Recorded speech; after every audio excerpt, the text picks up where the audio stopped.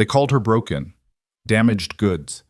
A woman whose womb had failed her, whose worth had shattered with one fall from a horse.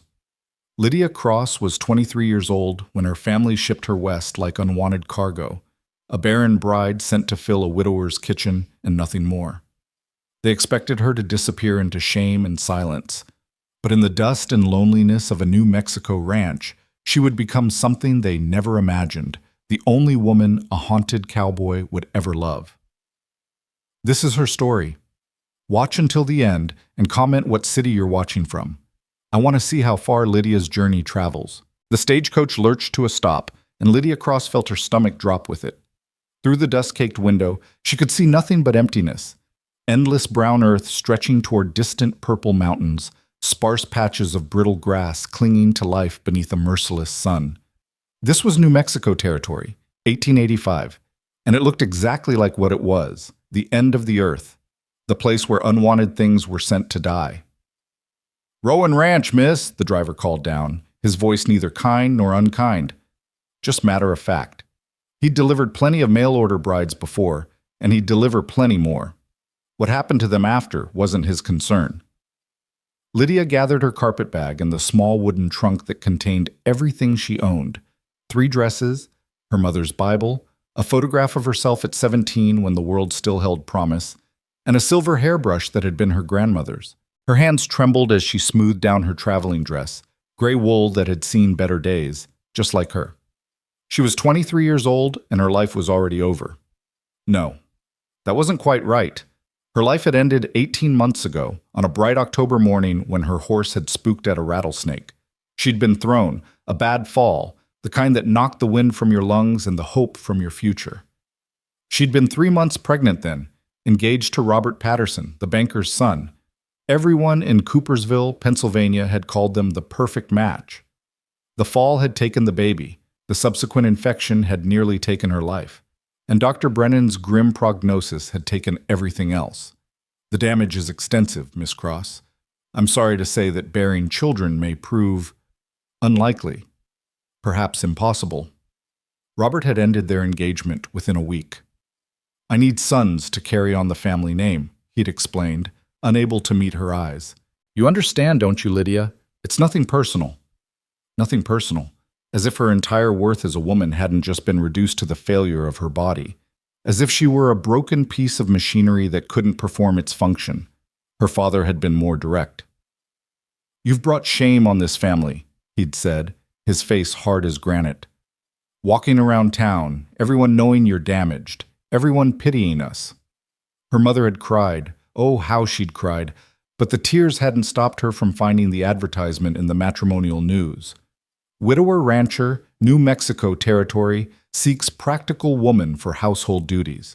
Companionship only, no expectations of children.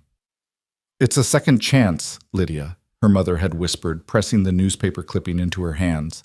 A way to start fresh where nobody knows, where you won't be a constant reminder of what happened. A reminder, that's what she'd become. A walking memorial to failure and shame. The stagecoach driver opened the door, and the heat hit her like a physical force.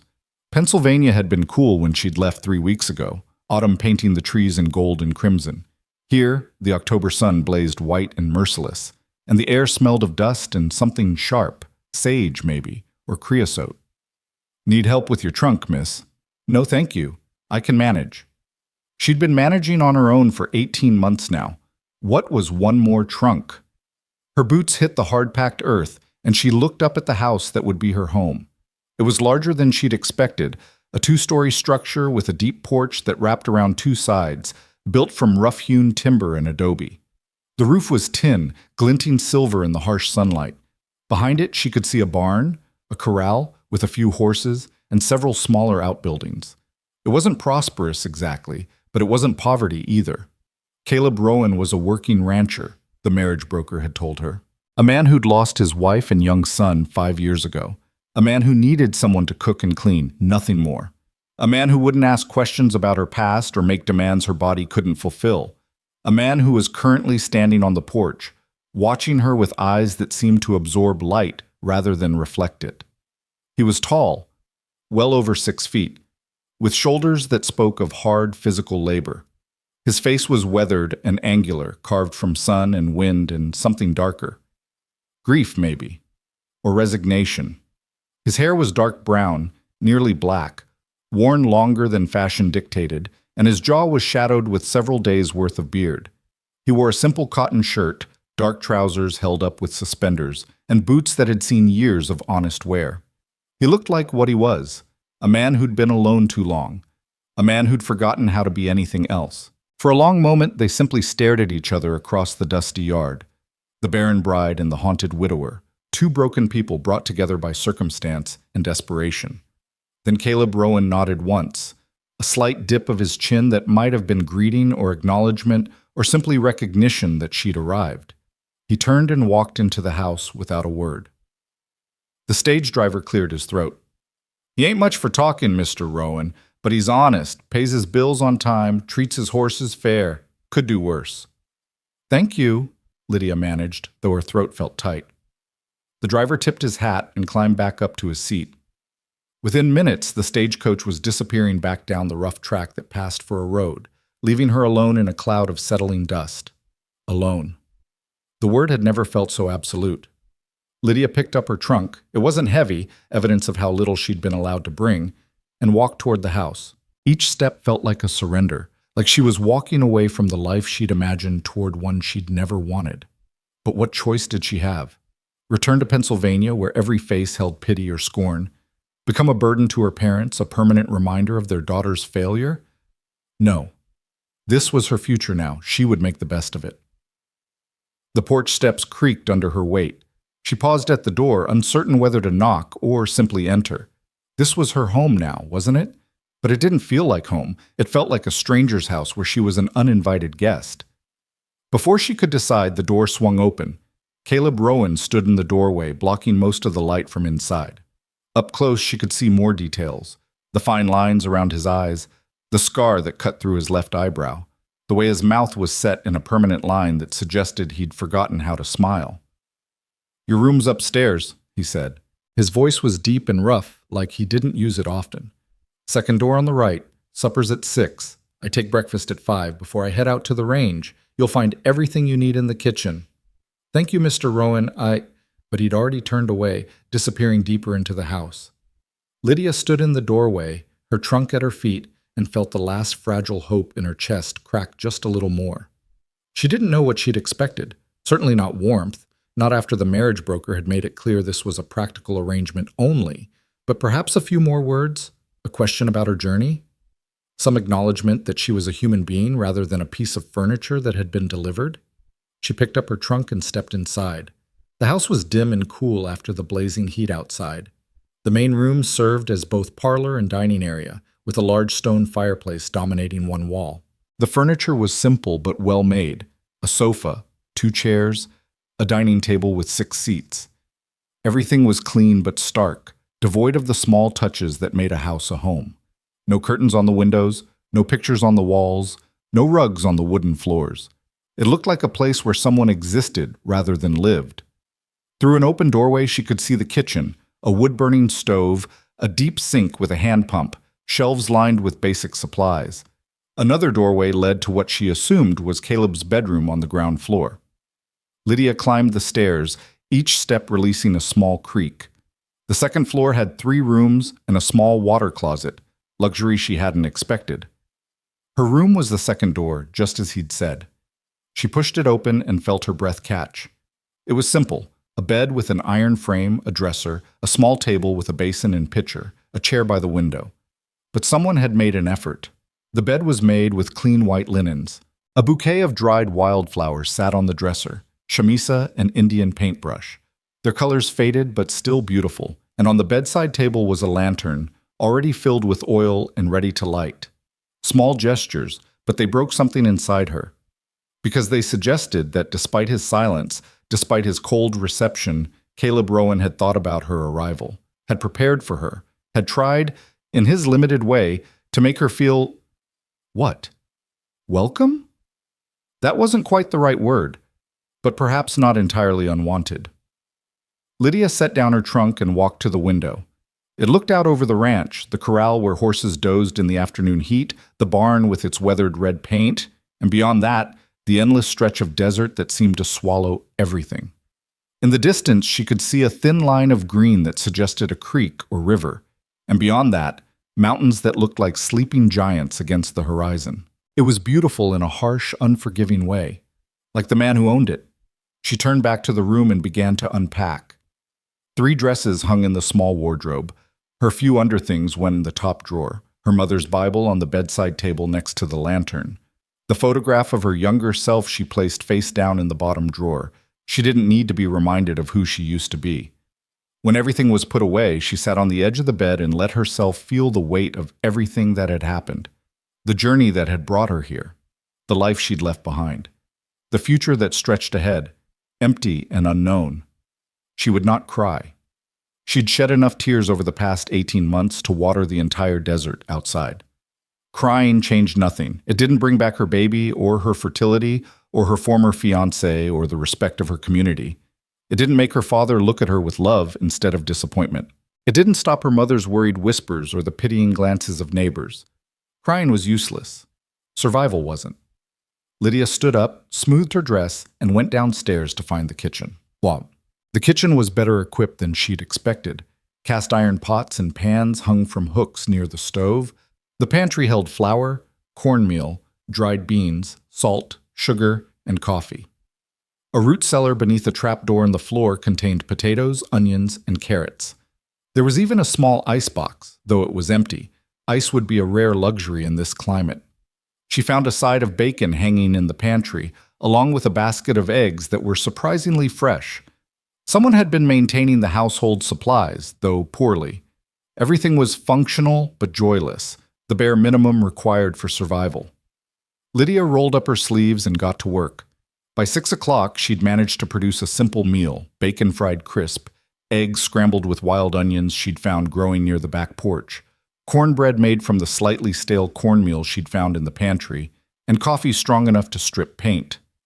She set the table for 2 and waited. At precisely 6 o'clock, Caleb appeared from outside, his shirt damp with sweat, dust coating his boots and trousers. He paused when he saw the table, his expression unreadable. Then he walked to the sink, pumped water into a basin, and washed his hands and face with methodical precision. He sat down without a word. Lydia served him first, then herself, and took her seat at the opposite end of the table. The silence stretched between them, filled only by the clink of forks against plates and the distant call of a bird outside. She'd grown up in a household where dinner was a social occasion. Her father would discuss his work at the mill, her mother would share neighborhood gossip, and Lydia would talk about her day. Even after the accident, even when dinners became strained and uncomfortable, there had still been conversation. This silence was different. It was absolute. It pressed against her ears and made her acutely aware of every small sound, her own breathing, the scrape of a chair leg, the settling of the house around them. Finally, she couldn't bear it anymore. The ranch it's larger than I expected. Caleb glanced up at her, his dark eyes impossible to read. 500 acres, run about 200 head of cattle, 20 horses. Do you manage it yourself? I have 3 hands. They live in the bunkhouse past the barn. They eat there, not here. I see. Silence fell again. He returned to his meal, eating with the same methodical precision he'd applied to washing up. Nothing was savored. It was simply fuel. How long have you been here? She tried again. In New Mexico, I mean. 12 years. Came after the war. The Civil War? He nodded once. Which side did you... She stopped, realizing how intrusive the question was. I'm sorry, that's not my business. Union, cavalry. He finished the last of his eggs and stood, carrying his plate to the sink. Food was good. Thank you. You're welcome. But he was already walking out the back door, letting it swing shut behind him. Lydia sat alone at the table, her own food growing cold, and wondered how long a person could live in silence before they forgot how to speak at all. She fell into a routine quickly because routine was all she had. 5 o'clock. Wake to the sound of Caleb's boots on the stairs. Dress quickly in the dark. Downstairs to start coffee and breakfast, biscuits and gravy, eggs, sometimes bacon or sausage if the smokehouse had any. He would appear at 5:30, eat in silence, and disappear into the pre-dawn darkness. She wouldn't see him again until 6 that evening. The days were hers to fill. She cleaned first, though the house barely needed it. Caleb kept things tidy in his sparse way. But Lydia went deeper, scrubbing floors until they gleamed, washing windows until they disappeared, beating dust from curtains that didn't exist. She found curtain material in a trunk in the third bedroom upstairs and spent 3 days sewing panels for every window. They were simple, unbleached muslin, but they softened the harsh edges of the rooms. She discovered a garden plot behind the house, long abandoned and choked with weeds. She spent a week clearing it, her hands blistering and her back aching, preparing it for a spring planting. She found seeds in the barn, squash, beans, tomatoes, stored in carefully labeled jars. Someone had been a gardener once, Caleb's wife, probably. The thought gave her pause. What had she been like, the first Mrs. Rowan? Had she been happy here, or had she felt the same crushing loneliness that Lydia felt now? How had she died? The marriage broker had been vague. Tragic circumstances was all he'd said. And the child? A son, she'd been told. How old had he been? Lydia wanted to ask, but couldn't find the words. Or rather, couldn't find a moment when Caleb seemed even remotely open to conversation. Their dinners continued in near total silence. Sometimes he would offer a brief comment, storm coming tomorrow, or fence needs mending in the north pasture. But these were statements, not invitations to dialogue. He never asked about her day, never inquired if she needed anything, never acknowledged her presence beyond the most basic practical necessities. It was like living with a ghost. 3 weeks after her arrival, Lydia was in the kitchen preparing supper when she heard a crash from outside, followed by a sharp curse. She rushed to the window and saw Caleb near the barn, standing over what appeared to be a broken wheelbarrow. He was shaking his hand, and even from this distance, she could see blood. She didn't think. She simply ran. By the time she reached him, he'd wrapped his hand in a handkerchief, but blood was already soaking through. "Let me see," she said, reaching for him. He pulled back.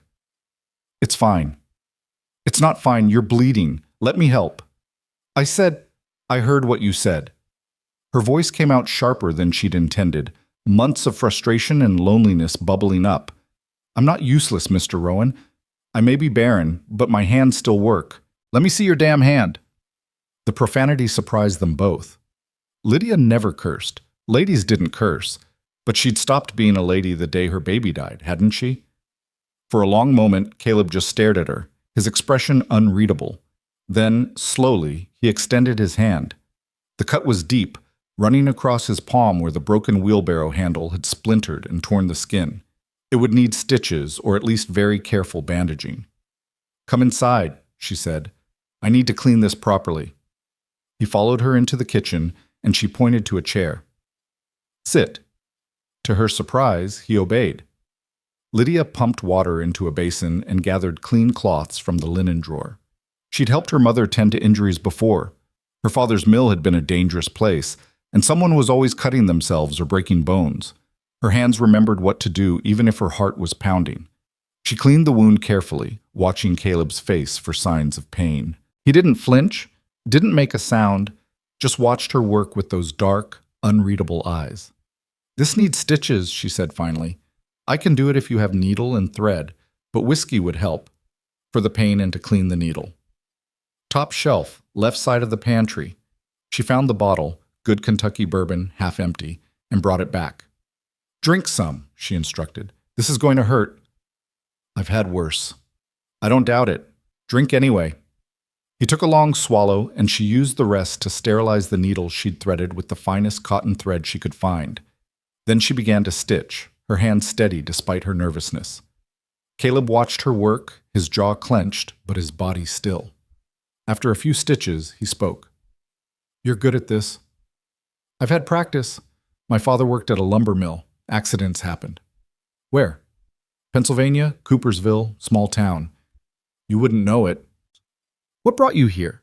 The question hung in the air between them. Lydia kept her eyes on her work, pulling another stitch through his tough skin. "The same thing that brought you to write for a mail-order bride, I imagine." Circumstances. That why they called you barren?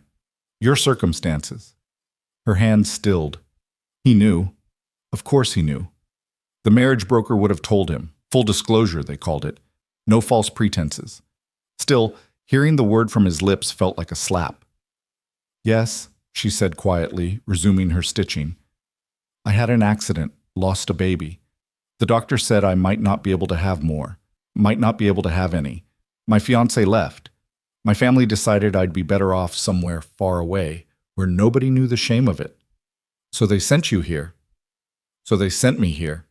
She finished the last stitch and tied it off, then wrapped his hand in clean bandages. Keep it dry for a few days, change the bandages twice daily. If you see red streaks or feel fever, tell me immediately. Infection can kill. I know. He flexed his hand carefully, testing the stitches. You did good work. Thank you. He stood, but instead of leaving as she expected, he remained by the table, studying her with an intensity that made her uncomfortable. You said you were barren. Might be barren. The doctor said the damage was extensive, that it was unlikely I could carry a child to term. But not impossible. Unlikely and impossible feel like the same thing when you're a woman whose only value is supposed to be making babies. The bitterness in her voice surprised her. She'd kept it locked away for so long, maintaining a facade of acceptance. But something about this man, this silent, haunted stranger, made the words tumble out. Your fiancé was a fool, Caleb said quietly. Lydia looked up sharply, certain she'd misheard. But he was watching her with something that might have been respect or understanding or simply recognition, one broken person acknowledging another. My wife wasn't barren, he continued, his voice rough. She gave me a son. Beautiful boy, looked just like her. And she was everything people said a woman should be, gentle, obedient, devoted to her family. Didn't stop the Comanche raiders from killing them both when I was out on the range 5 years ago. Lydia felt her breath catch. I'm so sorry. Point is, being able to bear children didn't keep her safe, didn't make her life worth more. She was my wife, and I loved her, and she's gone. And you're here now, and you're not her, and that's fine. I didn't ask for another her. I asked for someone practical who could run a household. He gestured toward the window with his bandaged hand. You've done more in 3 weeks than I managed in 5 years. Fixed the place up. Made it look like somewhere people live instead of just somewhere they survive. Lydia didn't know what to say. It was the most he'd spoken since she'd arrived. Thank you. He nodded and walked toward the door, then paused. Your name's Lydia. Yes. I've been calling you Mrs. Rowan in my head. Felt wrong. You're Lydia. And you're Caleb. Caleb. He tested the sound of his name in his own mouth, like he hadn't heard it in years. Yeah, I guess I am.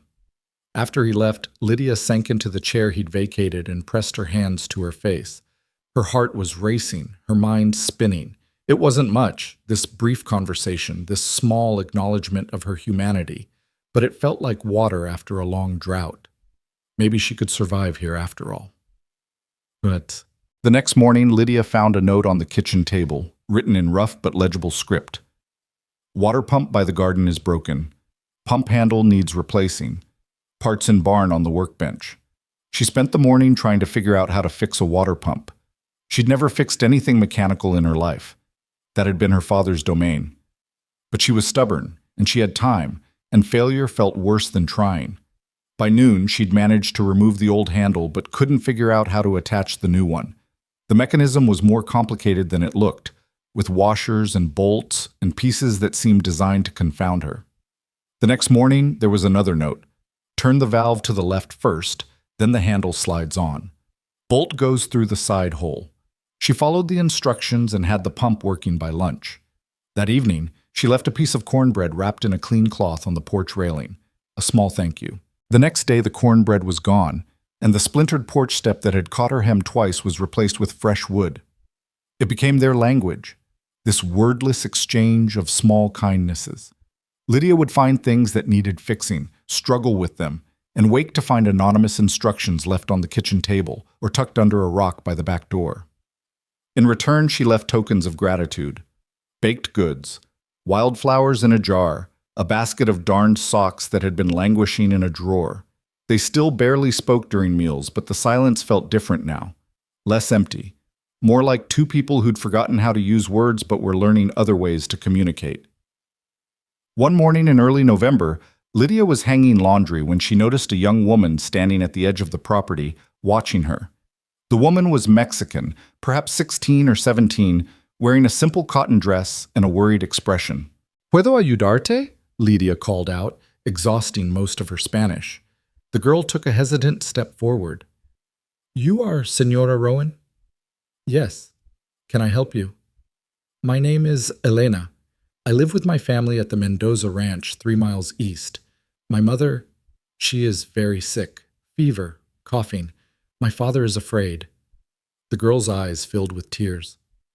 "They said you helped Senora Patterson's daughter when she had fever. They said you saved her." Lydia frowned. "I don't know any Senora Patterson. She lives in town. Her daughter, Maria, she was very sick last month. You gave her tea, sat with her all night. She lived because of you." Lydia remembered the night Elena was talking about. She'd gone into town to buy flour and had encountered a woman with a desperately ill child. The local doctor had been drunk, useless. Lydia had simply done what her mother had taught her. Mint tea for the nausea, cool cloths for the fever, willow bark for the pain. She'd stayed until the child's fever broke at dawn, then walked back to the ranch in the morning light. She hadn't thought about it since. It was just something you did when someone needed help. "I'm not a doctor," Lydia said gently. "I don't have any training. Please, my mother is dying. The doctor won't come to our ranch. He says we can't pay. You're our only hope." Lydia looked at the girl's desperate face and thought about her own mother, thousands of miles away in Pennsylvania. If she were sick, wouldn't Lydia want someone to help her? Even if that someone wasn't a real doctor? Even if all they had to offer was kindness and old folk remedies? "Let me get my things." She packed quickly, herbs from her kitchen, clean bandages, a jar of honey, willow bark tea. She left a note for Caleb on the kitchen table. "Gone to help sick woman at Mendoza Ranch, back before supper." Elena led her east across the desert, following a path that was barely visible. They walked for nearly an hour in the harsh midday sun before the Mendoza Ranch came into view. A small adobe structure surrounded by a few scraggly chickens and 2 goats. Inside, the air was stifling and smelled of sickness. A woman lay on a narrow bed, her face flushed with fever, her breathing labored. Her husband sat beside her, holding her hand, his face etched with fear and exhaustion. "I'm Lydia Rowan," she said quietly. "I'm not a doctor, but I'll do what I can." The man, Diego Mendoza, simply nodded, his eyes hollow with worry. Lydia spent the next 6 hours fighting death. She brewed tea from willow bark and mint, holding the cup to the woman's lips when she was too weak to drink on her own. She made poultices for the woman's chest to ease her breathing. She bathed her with cool water to bring down the fever. And when the woman began to cough up blood, suggesting pneumonia, Lydia sat beside her and held her hand and prayed to a God she'd stopped believing in 18 months ago. "Please," she whispered, "please don't take her. This family needs her. Her husband needs her. Her daughter needs her. Please." The sun was setting when the fever finally broke. The woman, Marta was her name, opened her eyes and whispered, "Agua." Diego burst into tears, and Elena hugged Lydia so hard she could barely breathe. "Thank you," the girl kept saying. "Thank you, thank you, thank you." "She's not out of danger yet," Lydia cautioned. "The fever could come back. She needs to rest, drink plenty of water, eat broth when she can stomach it. And if she gets worse, send for me. Day or night, it doesn't matter." "We have no money to pay you," Diego said, his voice thick with emotion. "I don't want money. Just take care of her." She arrived back at the ranch well after dark, exhausted and filthy. The house was dark except for a single lamp burning in the kitchen window, a beacon to guide her home. Caleb was sitting at the kitchen table when she walked in.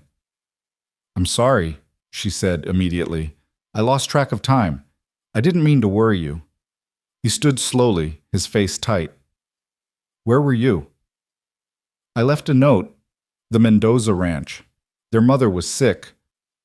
"That's 3 miles away, in the dark, alone." His voice was low but intense, vibrating with something she couldn't quite identify. Do you have any idea what could have happened to you? Mountain lions, rattlesnakes, men who wouldn't care that you're a married woman. I'm sorry, she said again. But she was dying, Caleb. What was I supposed to do? Let her die because walking 3 miles in the dark might be dangerous? You could have waited for me. I would have taken you. There wasn't time, and I didn't know when you'd be back. He ran his good hand through his hair, frustration evident in every line of his body. You can't do that. You can't just disappear for hours without... He stopped, seeming to struggle with the words. I thought something happened to you. The confession hung in the air between them, raw and unexpected. Lydia felt something shift in her chest, a warmth she hadn't felt since before the accident. I didn't mean to worry you, she said softly. I didn't think that I'd care? She nodded, unable to speak. Caleb crossed the distance between them in 2 strides. For a moment she thought he might yell at her, but instead he simply pulled her into a fierce hug. It lasted only a few seconds before he released her and stepped back, looking almost embarrassed by the gesture. Next time, he said gruffly, you wake me up. I don't care what time it is. You don't go out alone in the dark. Understood? Understood. Good. He gestured to the table. I kept supper warm. Eat. You look half dead. As she sat down to the meal he'd prepared, simple but edible, Lydia realized something had changed between them. They'd crossed some invisible threshold from strangers sharing a house to something more.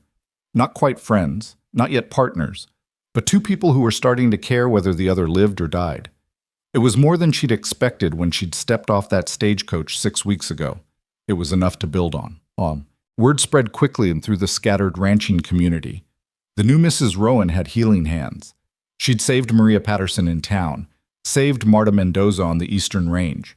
People started coming to the ranch, knocking on the door with sick children, infected wounds, mysterious ailments that the town doctor was too drunk or too expensive to treat. Lydia helped them all.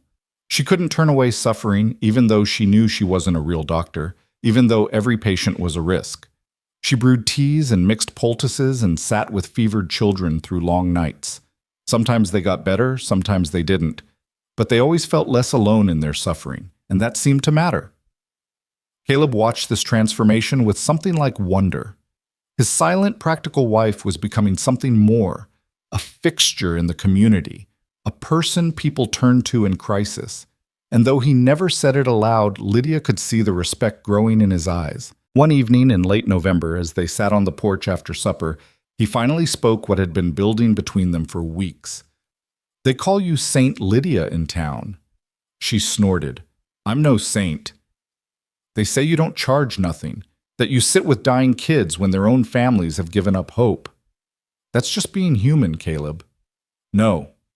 He shook his head slowly. Most people are human. You're something else. I'm nothing special. I'm a barren woman who can't give you children. Stop! His voice was sharp, cutting through her self-deprecation.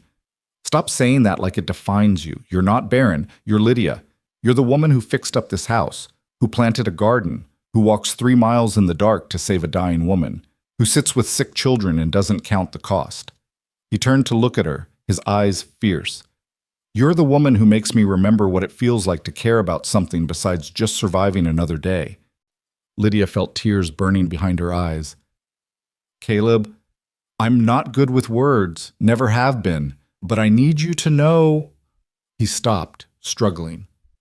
I need you to know that you matter, here, to this place, to me. It wasn't a declaration of love.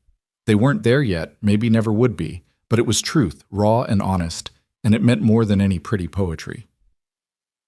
You matter to me too, she whispered.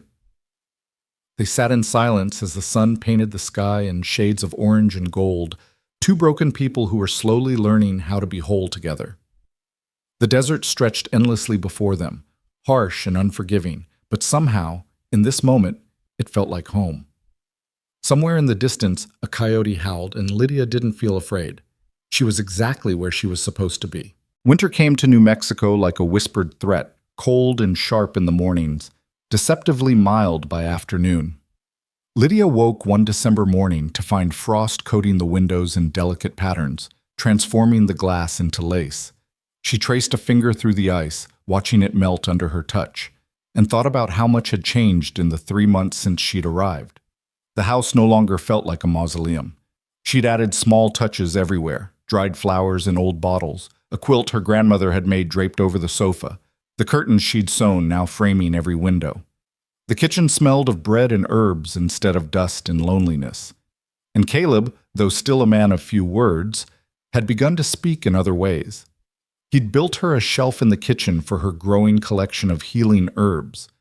He'd fixed the broken rocking chair she'd found in the barn and placed it by the fireplace. He'd even brought her a stray cat one evening, a scrappy orange tom with a torn ear saying only, "Thought you might want company during the day." The cat, whom she'd named Rusty, had become her shadow, following her from room to room and curling up on her lap in the evenings while she mended clothes or read from her mother's Bible. She was making coffee when Caleb appeared that morning, earlier than usual. His face was troubled, and he held his hat in his hands, turning it slowly. "What's wrong?" she asked immediately. "Town's planning a harvest celebration, day after tomorrow. They want folks to bring food, have a gathering in the square." He paused, his jaw tight. "They specifically asked if you'd come. Said they wanted to thank you proper for all you done." Lydia felt her stomach tighten. She'd avoided going into town except when absolutely necessary. The ranch hands did most of the supply runs, and she'd been content to remain invisible, helping people who came to her door but never seeking attention. "I don't think that's a good idea," she said quietly. "Why not?" "Because—" She struggled to find words that wouldn't sound pathetic. "Because people talk, Caleb. You know they do, and I know what they say about me." "What do they say?" "That I'm barren, that you married damaged goods, that you got cheated in the arrangement because I can't give you sons." She turned away, focusing on the coffee pot. "I hear things. The ranch hands think I don't understand Spanish, but I picked up enough. They call me La Estéril, the sterile one." She heard Caleb move behind her, and then his hand was on her shoulder, turning her gently to face him. His eyes were fierce. "Those boys won't be working here much longer if they don't learn respect. And as for what people say—" He shook his head slowly. "Lydia, half the children in this county are alive because of you. You think their parents care about whether you can have babies? They care that you sat up all night with their dying kids and brought them back. But the others don't matter. Let them talk. Let them say whatever poison they want. You know what you are, and I know what you are, and that's enough." She wanted to believe him. God, how she wanted to believe that her worth could be measured in something besides fertility. But 23 years of being told that a woman's primary purpose was to bear children couldn't be erased in 3 months. "Come to the celebration," Caleb said softly. "Let people see you. Let them say thank you. You've earned that." "Will you be there?" "Every minute, right beside you." The promise in his voice made her chest ache. When had this quiet, haunted man become her anchor? When had she stopped feeling alone? "All right," she whispered. "I'll go." His face relaxed into something that might have been a smile if he remembered how. "Good, I'll hitch up the wagon." The next 2 days passed in a blur of preparation. Lydia baked pies, apple and pumpkin, using the last of the preserved fruit from the cellar. She made 3 loaves of bread and a pot of beans seasoned with salt pork and molasses. It was too much food for a simple gathering, but she couldn't help herself. Cooking was something she could control, something she could do well, and right now she needed that certainty. The morning of the celebration dawned clear and cold. Lydia dressed carefully in her best dress, deep blue wool that brought out the color of her eyes. She'd lost weight since arriving in New Mexico, and the dress hung a bit loose, but she cinched it with her grandmother's silver belt buckle and hoped she looked respectable. Caleb appeared in the doorway as she was pinning up her hair. He'd shaved, she noticed with surprise, and wore a clean shirt she'd never seen before. He looked younger without the beard, and she could see the handsome man he must have been before grief carved lines into his face. "You look nice," he said, his voice rough with what might have been nervousness. "So do you." They loaded the wagon in comfortable silence, and then they were off, following the rough track that led to town. The journey took nearly an hour, and Lydia spent most of it watching the landscape change from empty desert to scattered homesteads to the small collection of buildings that comprised the town of Redemption. She'd been here only twice before, both times quickly. Once to buy flour, once to help Maria Patterson. Now, seeing it in daylight with time to observe, she realized it was smaller than she'd imagined. A main street with perhaps 20 buildings, a general store, a saloon, a church, a doctor's office, a few other businesses she couldn't identify. At the far end of the street, a large open square had been set up with tables and benches. People were already gathering, and Lydia felt her anxieties spike. There were easily 50 people here, maybe more, all of them strangers, all of them with opinions about the barren bride who'd married Caleb Rowan. "Hey!" Caleb's hand found hers, his calloused fingers wrapping around her smaller ones. "You're not alone. Remember that." She nodded, not trusting her voice. They pulled up to the square, and immediately people began to approach. A woman Lydia didn't recognize took the pies from her hands with a warm smile. "Mrs. Rowan, we're so glad you came. I'm Sarah Mitchell. You saved my nephew last month when he had the croup. I wanted to thank you proper." Before Lydia could respond, another woman appeared. "Mrs. Rowan, I'm Catherine Wells. You helped my sister deliver her baby when the doctor was too drunk to come. We can never repay you." And then they were surrounded, a sea of faces, all smiling, all grateful. Men shook Caleb's hand and thanked him for sharing his wife. Women hugged Lydia and pressed small gifts into her hands, a jar of preserves, a hand-embroidered handkerchief, a small carved wooden cross. Children peeked at her shyly from behind their mother's skirts. The gratitude was overwhelming, and Lydia felt tears prickling her eyes. These people didn't care that she couldn't have children. They cared that she'd help them when they needed it most. But then, from the edge of the crowd, she heard a different voice. "Well, well, if it isn't the barren bride." The words cut through the pleasant chatter like a knife. The crowd fell silent, and people stepped back, creating a path between Lydia and the speaker. She was a woman in her 40s, handsome in a hard way, dressed in expensive clothing that seemed out of place in this rough town. Her lips were curved in a smile that didn't reach her cold eyes. "Mrs. Garrett," Caleb said, his voice tight. "Didn't expect to see you here. I wouldn't miss the chance to welcome your new wife to our community." The woman's gaze traveled over Lydia with obvious disdain. "Though I must say, Caleb, you could have done better. Even in a mail-order arrangement, surely you could have found someone who could actually fulfill a wife's duties." Lydia felt the blood drain from her face. Beside her, Caleb went rigid, his hand tightening on hers almost painfully.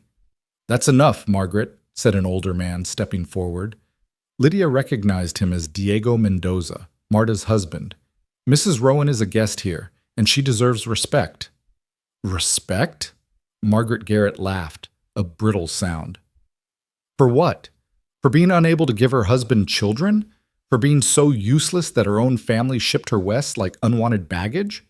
The words hit Lydia like physical blows. Each one was true, each one a wound she'd thought had scarred over but was apparently still raw and bleeding. "How dare you?" Caleb said, his voice low and dangerous. "How dare you speak to my wife that way?" "Oh, please. Everyone knows the arrangement. You needed a housekeeper, and she needed somewhere to hide her shame. Don't pretend it's anything more than—" "You're wrong." The words came from Lydia herself, and they surprised her as much as everyone else. She stepped forward, away from Caleb's protective presence, and faced Margaret Garrett directly. "You're right that I can't have children," she said, her voice shaking but clear. "You're right that my family sent me here because they were ashamed of me. You're right that this marriage started as a practical arrangement, but you're wrong about what I am." "And what are you?" Margaret asked with a sneer. "I'm a woman who sits with dying children when their parents have given up hope. I'm a woman who walks miles in the dark to help people I've never met. I'm a woman who makes medicine from herbs and prayers because the town doctor is usually too drunk to function. I'm a woman who turns a house into a home and a stranger into a husband." Her voice grew stronger with each word. "I may never bear children, Mrs. Garrett, but I've given life to half the children in this county. I've brought hope to families that had none, and I've loved people who needed loving when no one else would." The silence that followed was absolute. Margaret Garrett's face had gone pale, then red with fury. "How dare you?" "No," Lydia cut her off. "How dare you? How dare you reduce a woman's worth to her womb? How dare you decide that because I can't bear children, I'm worthless? I've done more for this community in 3 months than you've probably done in years. And if you can't see that, if all you can see is my inability to get pregnant, then the poverty is yours, not mine." Margaret Garrett opened her mouth, then closed it. For a moment, she looked like she might say something else. But then she simply turned and walked away, her back rigid with fury. The crowd erupted. People were clapping, cheering, surrounding Lydia with words of support and encouragement. Sarah Mitchell hugged her fiercely. Diego Mendoza clasped her hand and said something in rapid Spanish that she didn't understand but recognized as praise. Even the local priest, Father Dominic, came forward to shake her hand and tell her she'd spoken with courage. Through it all, Lydia felt disconnected, like she was watching the scene from a distance. Her heart was racing, her hands shaking with the aftermath of adrenaline. She'd never confronted anyone like that in her life. She'd always been the quiet one, the good girl who didn't make waves. But something had broken inside her when Margaret Garrett spoke those words. Some final fragile piece of the old Lydia, the one who believed her worth was tied to her fertility, had shattered completely. And in its place was something new, something stronger. She felt Caleb's arm slide around her waist, steady and solid. He didn't say anything, just held her as the crowd slowly dispersed back to their celebrations. When they were finally alone, or as alone as you could be in a crowded square, he turned her to face him. "You were magnificent," he said simply. "I was terrified." That's what made it magnificent. He brushed a strand of hair from her face, his touch gentle. "You stood up for yourself. For us. I've never been prouder of anyone in my life." The words did what Margaret Garrett's cruelty couldn't. They broke her. Lydia felt tears spilling down her cheeks, and she buried her face in Caleb's chest, letting him hold her while she cried. They weren't tears of sadness exactly. They were something more complicated, relief and grief and joy and fear all tangled together. "Who is she?" Lydia finally asked, her voice muffled against his shirt. "Margaret Garrett?" Caleb was silent for a long moment. When he spoke, his voice was heavy. "She's the woman who tried to marry me after Sarah died." Lydia pulled back, looking up at him in surprise. "What?" "My wife's name was Sarah. She died 5 years ago, along with our son Thomas. They were killed by Comanche raiders while I was out on the range." His face was tight with old pain. "Margaret showed up at my door a month after the funeral. Said I needed a woman to run the house, that she'd be willing to take on the burden. Made it clear she expected to become the next Mrs. Rowan." "But you didn't marry her?" "God, no. She's cold as January snow and twice as bitter. She wanted the ranch, not me. When I turned her down, she spread rumors. Said I was too grief-stricken to think straight, that I'd come around eventually. When I didn't, she got mean about it. Started telling people I was half mad with grief, that I'd let the ranch go to ruin." "That's why you sent for a mail-order bride," Lydia said, understanding dawning, "to make it clear you'd never marry her." "Partly, but also because," he struggled with the words, his jaw working, "because this house was too damn quiet, because I was surviving but not living, because I needed someone who wouldn't expect me to be the man I was before. And instead you got a barren woman who can't give you children." "I got you," he said firmly, "and that's more than I deserved." Before Lydia could respond, a commotion erupted near the food tables. A woman was screaming, and people were running toward one of the buildings at the edge of the square. Lydia's heart sank. She knew that kind of panic. Someone was hurt. She ran toward the sound, Caleb close behind her. The crowd parted to let her through, and she found herself looking down at a boy of perhaps 10, lying on the ground, his face blue, his body convulsing. His mother was kneeling beside him, sobbing hysterically. "What happened?" Lydia demanded, dropping to her knees beside the boy. "He was eating an apple. And then he just started choking," a man said, his voice shaking. "We tried to get it out, but—" The boy's lips were turning darker, his eyes rolling back. He was dying right in front of them. Lydia had seen this before back in Pennsylvania. A mill worker had choked on a piece of meat, and her father had saved him by pounding on his back in a specific way. What was it? She tried to remember, her mind racing against the seconds ticking away. "Turn him on his side," she ordered. When no one moved, she snapped, "Now!" Caleb and another man rolled the boy onto his side. Lydia positioned herself behind him and began hitting him between the shoulder blades with the heel of her hand, hard, sharp blows that made the mother wail in protest. "You're hurting him!" "He's already dying," Lydia said through gritted teeth, hitting him again. "This is his only chance." On the fifth blow, the boy coughed. On the sixth, he convulsed. On the seventh, a piece of apple shot from his mouth, and he gasped in a huge, rasping breath. The crowd erupted in cheers. The mother collapsed over her son, sobbing with relief. And Lydia sat back on her heels, her hands shaking, her dress dirty from the ground, and felt the weight of what had almost happened. She'd been seconds from watching a child die. If she'd been wrong, if her memory had failed her, if she'd hesitated a moment longer. "You saved him." Father Dominic was beside her, his weathered face full of wonder. "God works through your hands, child." "No," Lydia whispered. "I just remembered something my father did once. That's all." But people were gathering around her again, touching her shoulders, thanking her, calling her a miracle worker. The boy's mother kissed her hands, her face streaked with tears, speaking in Spanish too rapid for Lydia to follow, but clearly full of gratitude. Through it all, Caleb stood behind her, his presence a solid anchor in the chaos. When she finally managed to stand, her legs wobbling, he was there to steady her. "Can we go home?" she whispered. "Yeah, let's go home." They made their excuses and loaded back into the wagon. The ride home was silent, but Caleb kept one hand on hers the entire time, his thumb rubbing small circles on her palm. It was the most intimate gesture they'd shared, and it made Lydia's heart ache with something she couldn't quite name.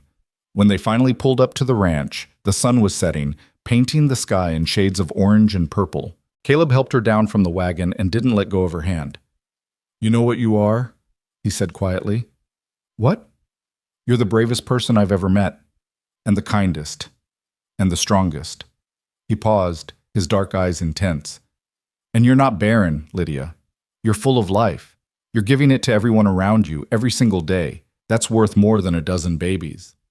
Lydia felt fresh tears threatening, but these were different from the ones she'd cried earlier. These were tears of healing, of something broken being slowly made whole. "Thank you," she whispered. "For what?" "For seeing me. The real me, not just the damaged woman who can't have children." "That was never all you were," Caleb said. He reached up and wiped a tear from her cheek with his thumb, the gesture so tender it made her breath catch. "I see you, Lydia, every day. And I'm glad you're here." That night after supper, they sat together on the porch, wrapped in blankets against the cold. Rusty the cat curled up between them, purring loudly. The stars overhead were brilliant, countless points of light in the vast darkness. "Tell me about Sarah," Lydia said quietly. "Your first wife. I want to know about her." Caleb was silent for so long that she thought he wouldn't answer. Then, slowly, he began to speak. "She was gentle. That's what I remember most. She never raised her voice, never got angry. She'd sing while she worked, these old hymns her mother taught her. And she loved Thomas with everything she had." His voice cracked slightly.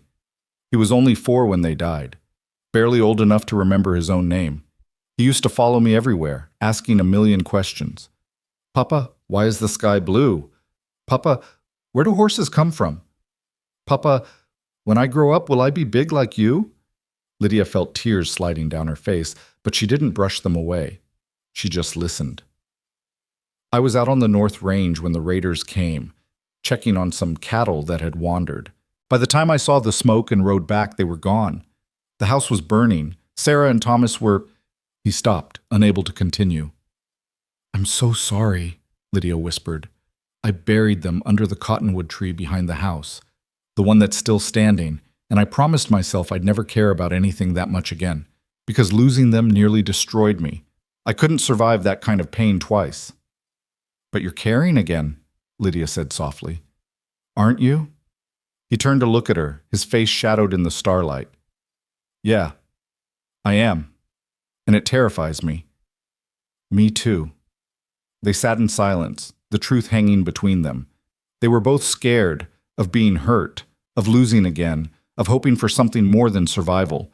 But they were also here, together, slowly building something neither of them had expected. Do you think you could ever love me? Lydia asked, her voice barely audible. Even though I can't give you children? Even though I'm broken? Caleb reached over and took her hand, threading his fingers through hers. You're not broken, and I think I'm already halfway there.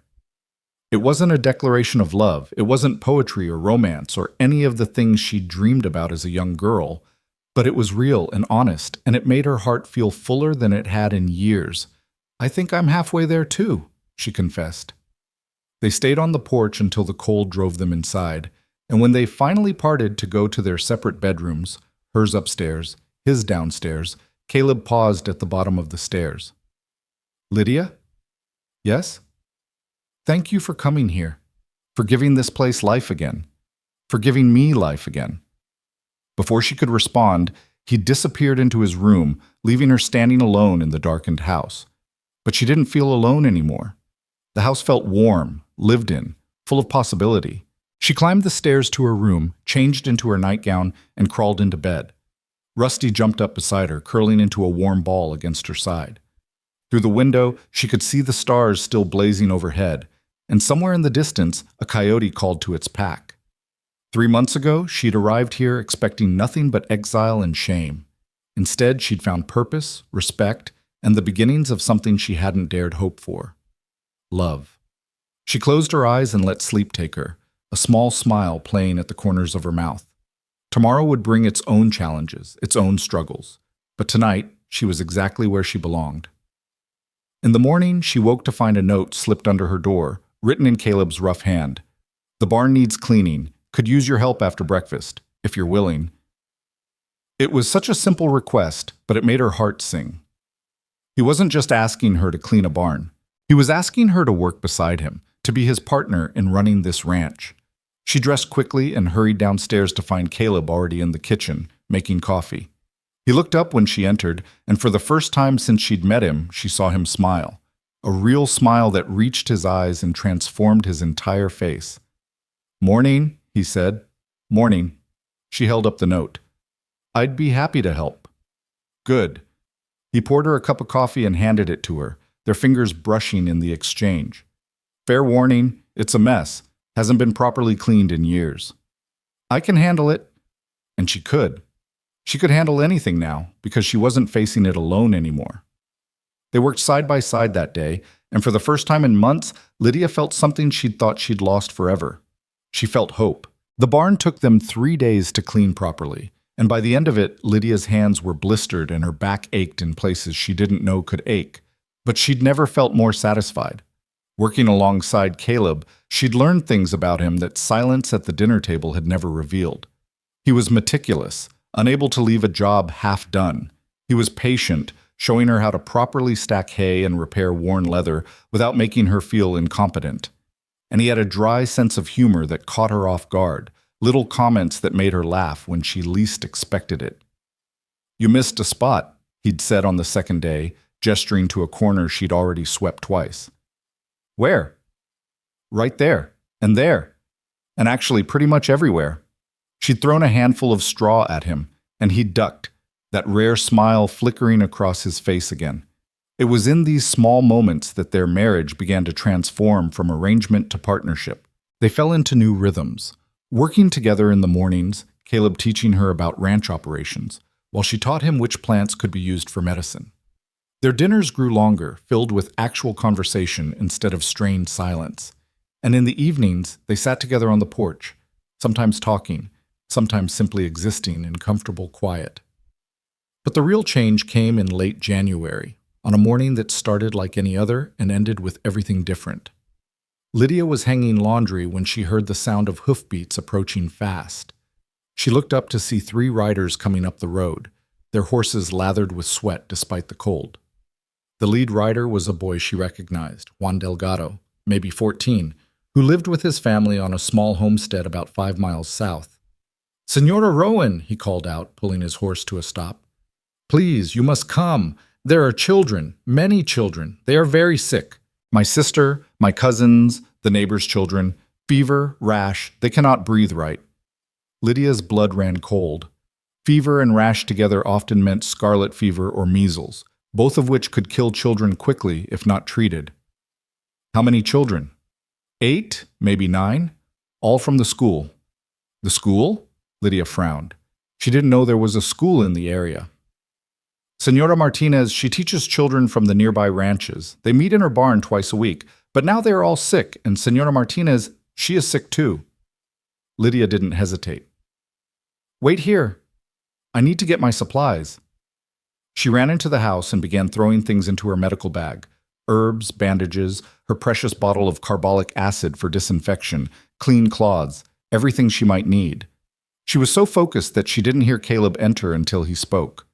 What's happening? She explained quickly while continuing to pack.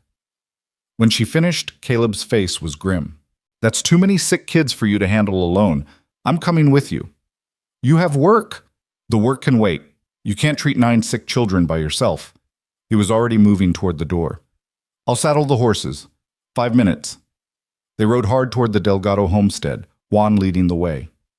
The winter sun was bright but provided little warmth, and Lydia's breath came out in white puffs as they galloped across the rough terrain.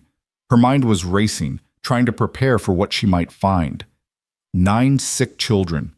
If it was measles, the mortality rate could be as high as 1 in 4, especially among the very young or poorly nourished. If it was scarlet fever, even worse. Please, she prayed silently, please let me know what to do. The Delgado homestead came into view, a small adobe house surrounded by several outbuildings. But it was the barn that drew Lydia's attention. Through the open doors, she could see people moving around, hear the sound of children crying. She dismounted before her horse had fully stopped and ran toward the barn. Inside, the scene was chaos. Children lay on blankets spread across the hay-covered floor, their faces flushed with fever, their skin covered in an angry red rash. Parents hovered over them, speaking in rapid Spanish, their voices tight with fear. And in the corner, Senora Martinez, a woman Lydia had never met, lay on her own blanket, clearly as ill as her students. Dios mío, Lydia whispered, taking in the scope of the disaster. An older woman approached her, tears streaming down her weathered face. Are you Senora Rowan, the healer?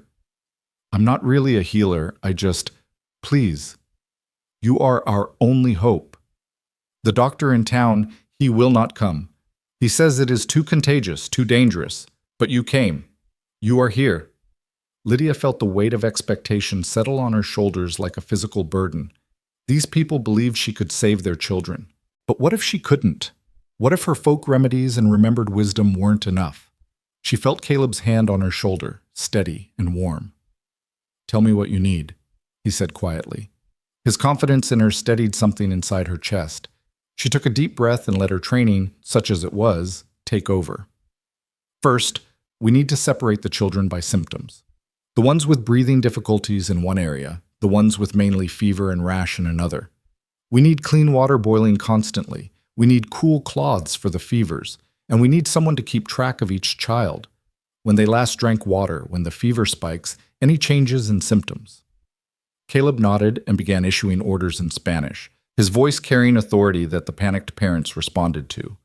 Within minutes, the chaos had organized into something manageable. The children were sorted into 2 groups. A fire was blazing in a makeshift hearth, with pots of water heating over the flames. Parents were assigned to specific children to monitor them. Lydia moved from child to child, examining each one carefully. The rash was distinctive, bright red, covering the face and body with a sandpaper-like texture. The fever was high in all of them, some reaching dangerous levels. And 3 of the youngest were showing signs of respiratory distress, their breathing labored and wheezy. Scarlet fever. She was almost certain. It spread quickly among children in close quarters, which explained why the entire school had fallen ill. The treatment was limited. Keep the fever down. Keep them hydrated. Watch for complications like pneumonia or rheumatic fever. And pray. She started with the most critical cases, the 3 young ones struggling to breathe. She made a tent over each child using blankets and had water with eucalyptus leaves boiling beneath, creating steam to help open their airways. She brewed willow bark tea for the fevers and made sure each child took small sips of water mixed with honey and salt to prevent dehydration. Hours blurred together. Lydia moved from child to child, checking pulses, monitoring breathing, adjusting treatments. Caleb worked beside her, his large hands surprisingly gentle as he held children while she dosed them with medicine or changed their sweat-soaked clothes. He never questioned her decisions, never hesitated, just did whatever she asked without complaint. As darkness fell, Lydia realized she'd been working for nearly 12 hours straight. Her hands were shaking with exhaustion, her back screaming in protest every time she bent over another child. But she couldn't stop. One of the boys, Carlos, only 6 years old, was getting worse. His fever had climbed dangerously high despite all her efforts, and he'd begun having seizures. "No, no, no," she muttered, packing his small body with cool cloths, trying desperately to bring the fever down. "Stay with us, Carlos. Stay with us." His mother knelt beside her, sobbing, saying prayers in Spanish. Caleb appeared with more cool water, and together they worked to lower the boy's temperature. But the seizures continued, and his breathing became more labored. Lydia had never felt more helpless. All her knowledge, all her herbs and remedies seemed worthless against this disease. She was watching a child die, and there was nothing she could do to stop it. "Lydia," Caleb's voice was low, gentle. "You're doing everything possible. Sometimes everything possible isn't enough." "It has to be enough," she said fiercely. "He's 6 years old. He deserves to live." "I know, but you can't save everyone. No one can." She knew he was right, but accepting it felt like surrender. So she kept working, kept trying, kept fighting for this child's life with everything she had. Somewhere around midnight, Carlos's fever finally broke. The seizures stopped, his breathing eased, and he fell into a deep, natural sleep. His mother collapsed in relief, and Lydia sat back on her heels, tears streaming down her face. "He's going to be okay," she whispered. "He's going to be okay." Caleb pulled her to her feet and into his arms, holding her while she cried tears of exhaustion and relief and fear. She buried her face in his chest and let herself fall apart for just a moment, secure in the knowledge that he would hold her together. "You saved him," he murmured into her hair. "You saved all of them. We don't know that yet. The crisis isn't over, but they have a chance now because of you." She pulled back to look at him, this man who'd become so much more than a husband in name only. His face was drawn with exhaustion, his clothes stained with sweat and sickness, but his eyes were warm with something that looked like pride. And maybe love, because of us, she corrected softly. He smiled, that rare, beautiful smile that transformed his entire face. "Yeah, because of us." They worked through the night, taking turns sleeping for a few hours while the other monitored the children. By morning, all 9 children were showing improvement. The fevers were coming down, the rashes beginning to fade, the breathing easier. Senora Martinez was also recovering, weak but conscious and grateful. "You are a miracle worker," she said to Lydia, her voice hoarse. "These children would have died without you." "I'm not a miracle worker. I'm just someone who pays attention and remembers things her mother taught her." "Then your mother must have been a very wise woman." Lydia thought of her mother, who'd been so desperate to hide her daughter's shame that she'd sent her across the country. Was that wisdom, or just fear of what the neighbors would say? "She taught me useful things," Lydia said carefully. "That's something." It was 3 more days before all the children were well enough for their families to take them home. During that time, Lydia and Caleb barely left the barn, sleeping in shifts, eating whatever food the grateful families brought them, focused entirely on ensuring no child took a turn for the worse. On the 4th morning, as they finally prepared to ride back to their own ranch, every family wanted to thank them. They pressed gifts into Lydia's hands, hand-woven blankets, jars of preserves, fresh eggs, even a young goat that one family insisted she take. The children hugged her, calling her their angel, and their parents clasped her hands with tears in their eyes. "You gave us back our children," Juan's mother said. "How can we ever repay you?" "You don't need to repay me. Just take care of them. Love them. That's enough." The ride home was quiet, both of them too exhausted for conversation. When they finally reached the ranch, Lydia felt like she could barely stay in the saddle. Caleb helped her down, and she swayed on her feet, her legs weak from days of minimal sleep and constant work. "Inside," he said firmly. "You need food and sleep. So do you." I'll take care of the horses first. You go. She was too tired to argue. She stumbled into the house, kicked off her boots, and collapsed onto the sofa. She meant to get up and make something to eat, but her body had other ideas.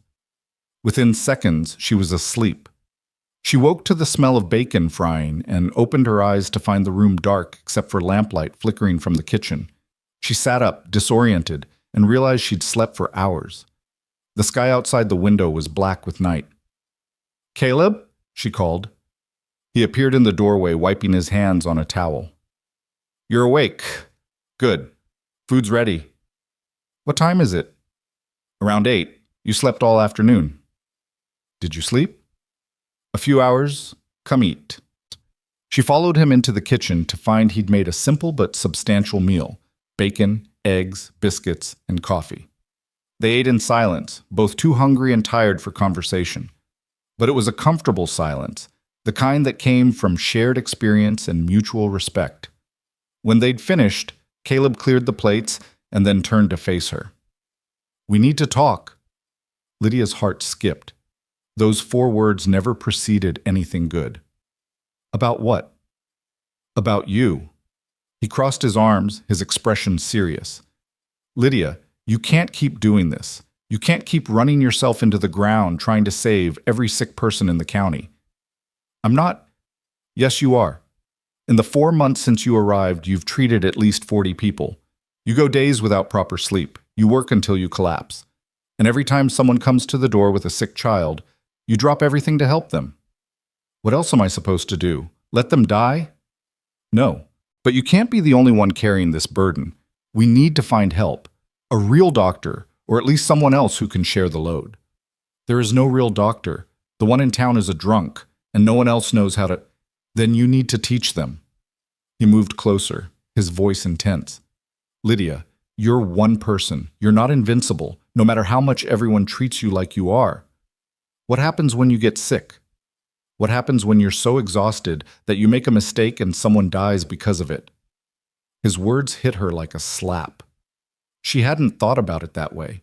She'd been so focused on helping people, on proving her worth despite her inability to have children, that she hadn't considered the consequences of her own limitations. "I don't know," she admitted quietly. "I just know that when someone needs help, I have to try.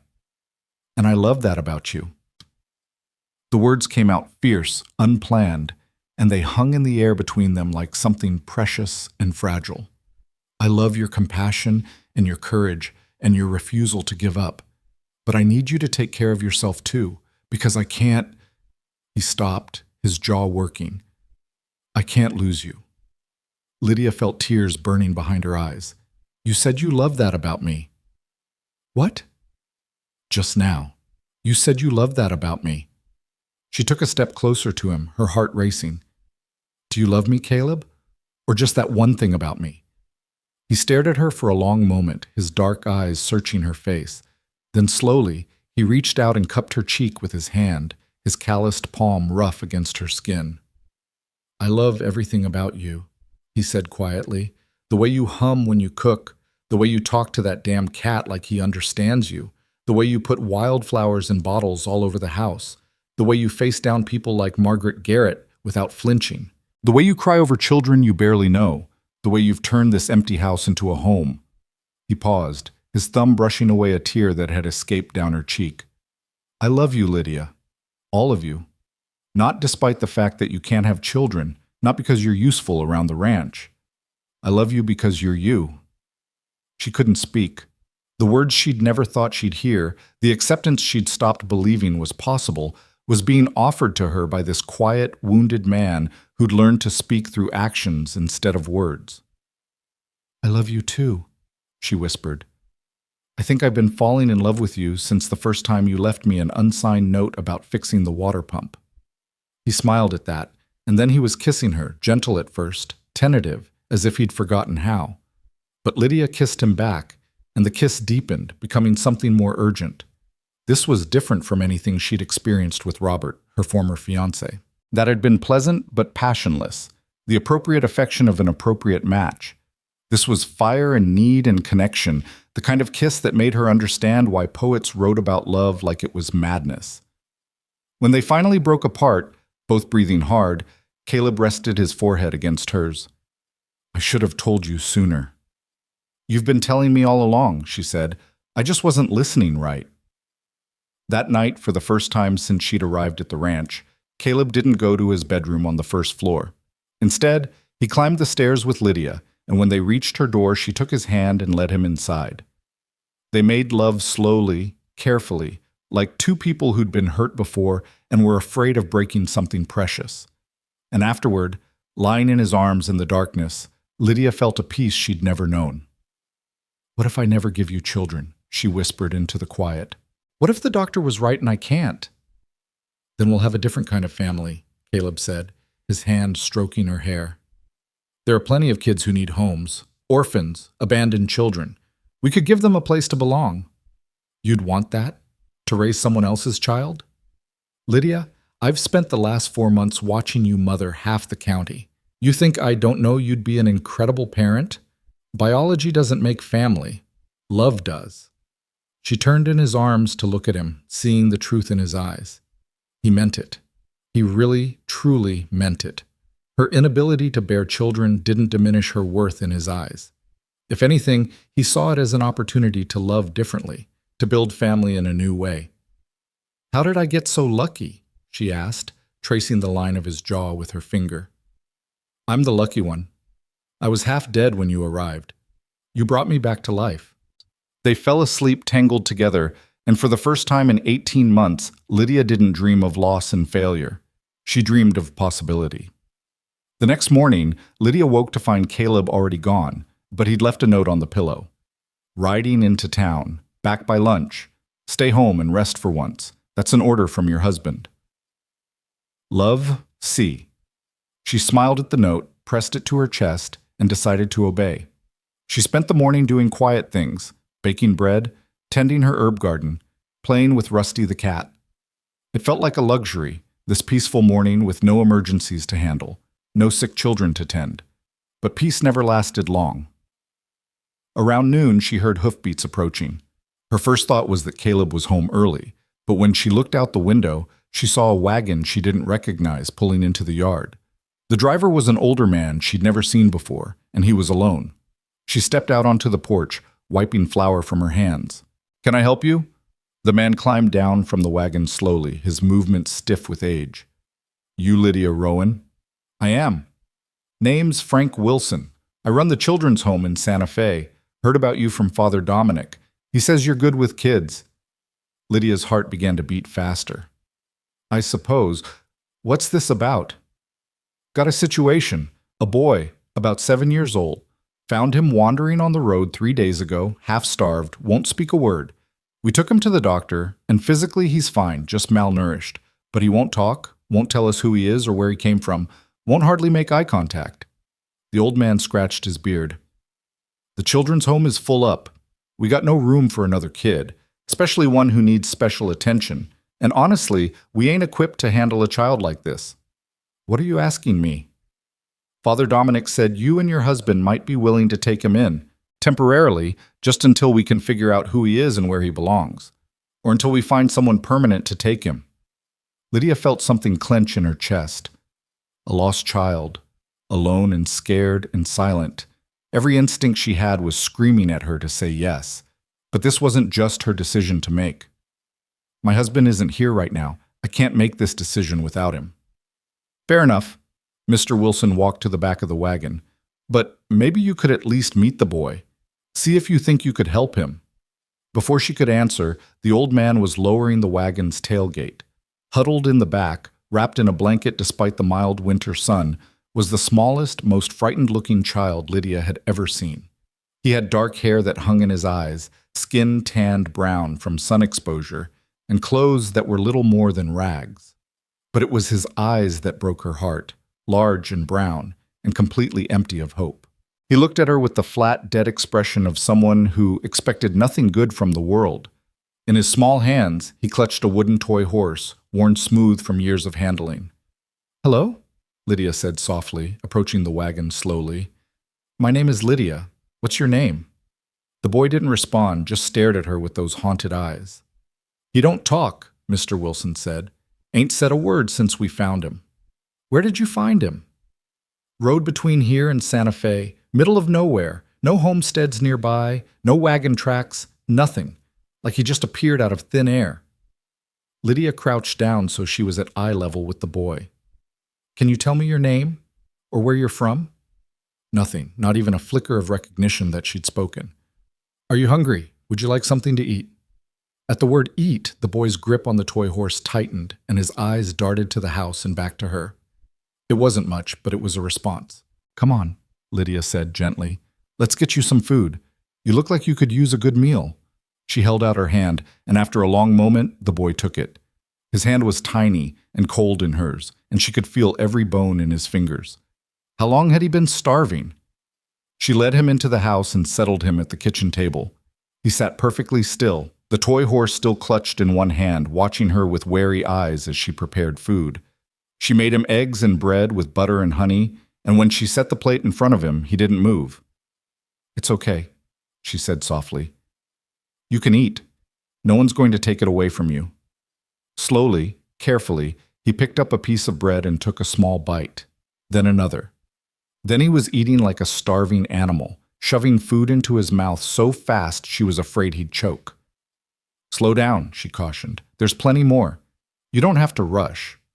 But he couldn't slow down. Whatever he'd been through had taught him that food was scarce and had to be eaten quickly before someone took it away.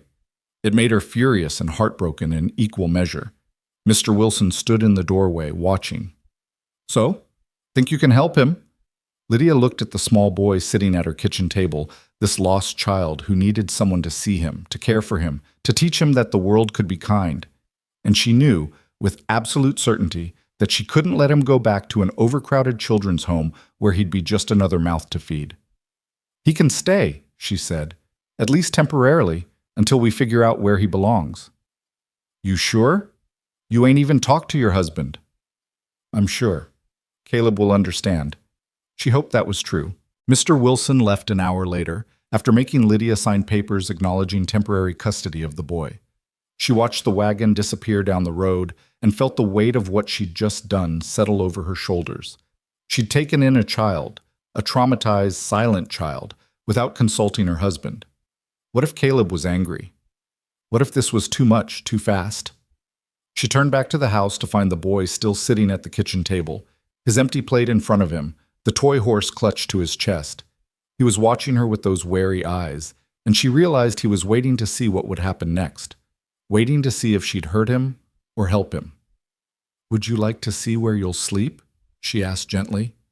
He didn't respond, but when she held out her hand, he took it. She led him upstairs to the third bedroom, the one she'd never entered because it felt like trespassing on Caleb's grief. But now she opened the door and found herself looking at a child's room, frozen in time. A small bed with a patchwork quilt, a wooden rocking horse in the corner, shelves with a few toys and books, everything covered in a fine layer of dust but otherwise perfectly preserved, like a shrine to the boy who'd died here 5 years ago. Thomas's room, Caleb's son. The boy beside her made a small sound, the first sound she'd heard from him, and pulled away from her hand. He walked slowly to the rocking horse and stood in front of it, staring. Then, carefully, he reached out and touched its wooden mane. That belonged to another little boy, Lydia said softly. He lived here a long time ago, but I think he'd want you to play with it. The boy looked at her, and for just a moment something flickered in his eyes. Not quite hope, but maybe the shadow of curiosity. Then he climbed onto the rocking horse and began to rock, slowly at first, then faster, his small body moving with the rhythm. Lydia felt tears burning her eyes. This room had been empty for 5 years, a monument to loss, but now it held life again, and somehow that felt both right and terrifying. She heard hoofbeats outside and her heart jumped. Caleb was home. She left the boy rocking on the horse and hurried downstairs, trying to figure out how to explain what she'd done. Caleb was unsaddling his horse when she reached the barn. He looked up at her approach, and his face broke into that rare smile that still made her heart skip. Hey, thought I told you to rest today. I did rest, mostly. She twisted her hands together, nervous. Caleb, something happened while you were gone. The smile faded. What's wrong? Nothing's wrong exactly. It's just, there was a man here. Frank Wilson, from the children's home in Santa Fe. He brought a boy, maybe 7 years old. They found him wandering alone, half-starved, and he won't speak. The children's home is full, and they asked if we could take him in temporarily. Caleb went very still. And? And I said yes. The words came out in a rush. I know I should have waited to talk to you first, but he was so small and scared, and I couldn't send him back to an overcrowded orphanage where no one has time to really care for him. I'm sorry, I should have asked you first, but where is he now? Upstairs, in Thomas's room. She saw Caleb flinch at the name. I didn't know where else to put him, and I thought, show me. They walked back to the house in silence, and Lydia's anxiety grew with each step. She'd overstepped badly. That room was sacred to Caleb, a memorial to his lost son, and she'd put a stranger in it without permission. What had she been thinking? They climbed the stairs, and Lydia pushed open the door to Thomas's room. The boy was still on the rocking horse, but he'd stopped rocking. He sat perfectly still, watching them with those wary, empty eyes. In the afternoon light streaming through the window, Lydia could see how thin he was, how his clothes hung on his small frame like they were made for someone twice his size. Caleb stood in the doorway, and Lydia watched emotions play across his face, grief, pain, and something else she couldn't identify. For a long moment, no one moved. Then Caleb walked slowly into the room and crouched down in front of the rocking horse, bringing himself to eye level with the boy. Hey there, he said quietly. My name's Caleb. What's yours? The boy just stared at him, no response. He hasn't spoken since they found him, Lydia explained. They don't know his name or where he came from. Caleb nodded slowly, his eyes never leaving the boy's face. That's okay. You don't have to talk if you don't want to, but you're safe here. No one's going to hurt you. Understand? Still nothing, but the boy's grip on his toy horse loosened slightly. That's a fine horse you got there, Caleb continued. I've got some real horses in the barn. Maybe tomorrow I can show them to you if you'd like. The boy blinked, and Lydia saw his eyes flick toward the window, toward the barn visible in the distance. It wasn't much, but it was interest. A tiny spark in all that emptiness. Caleb stood and turned to Lydia. He can stay, as long as he needs to. Relief flooded through her. Thank you. I know I should have asked first.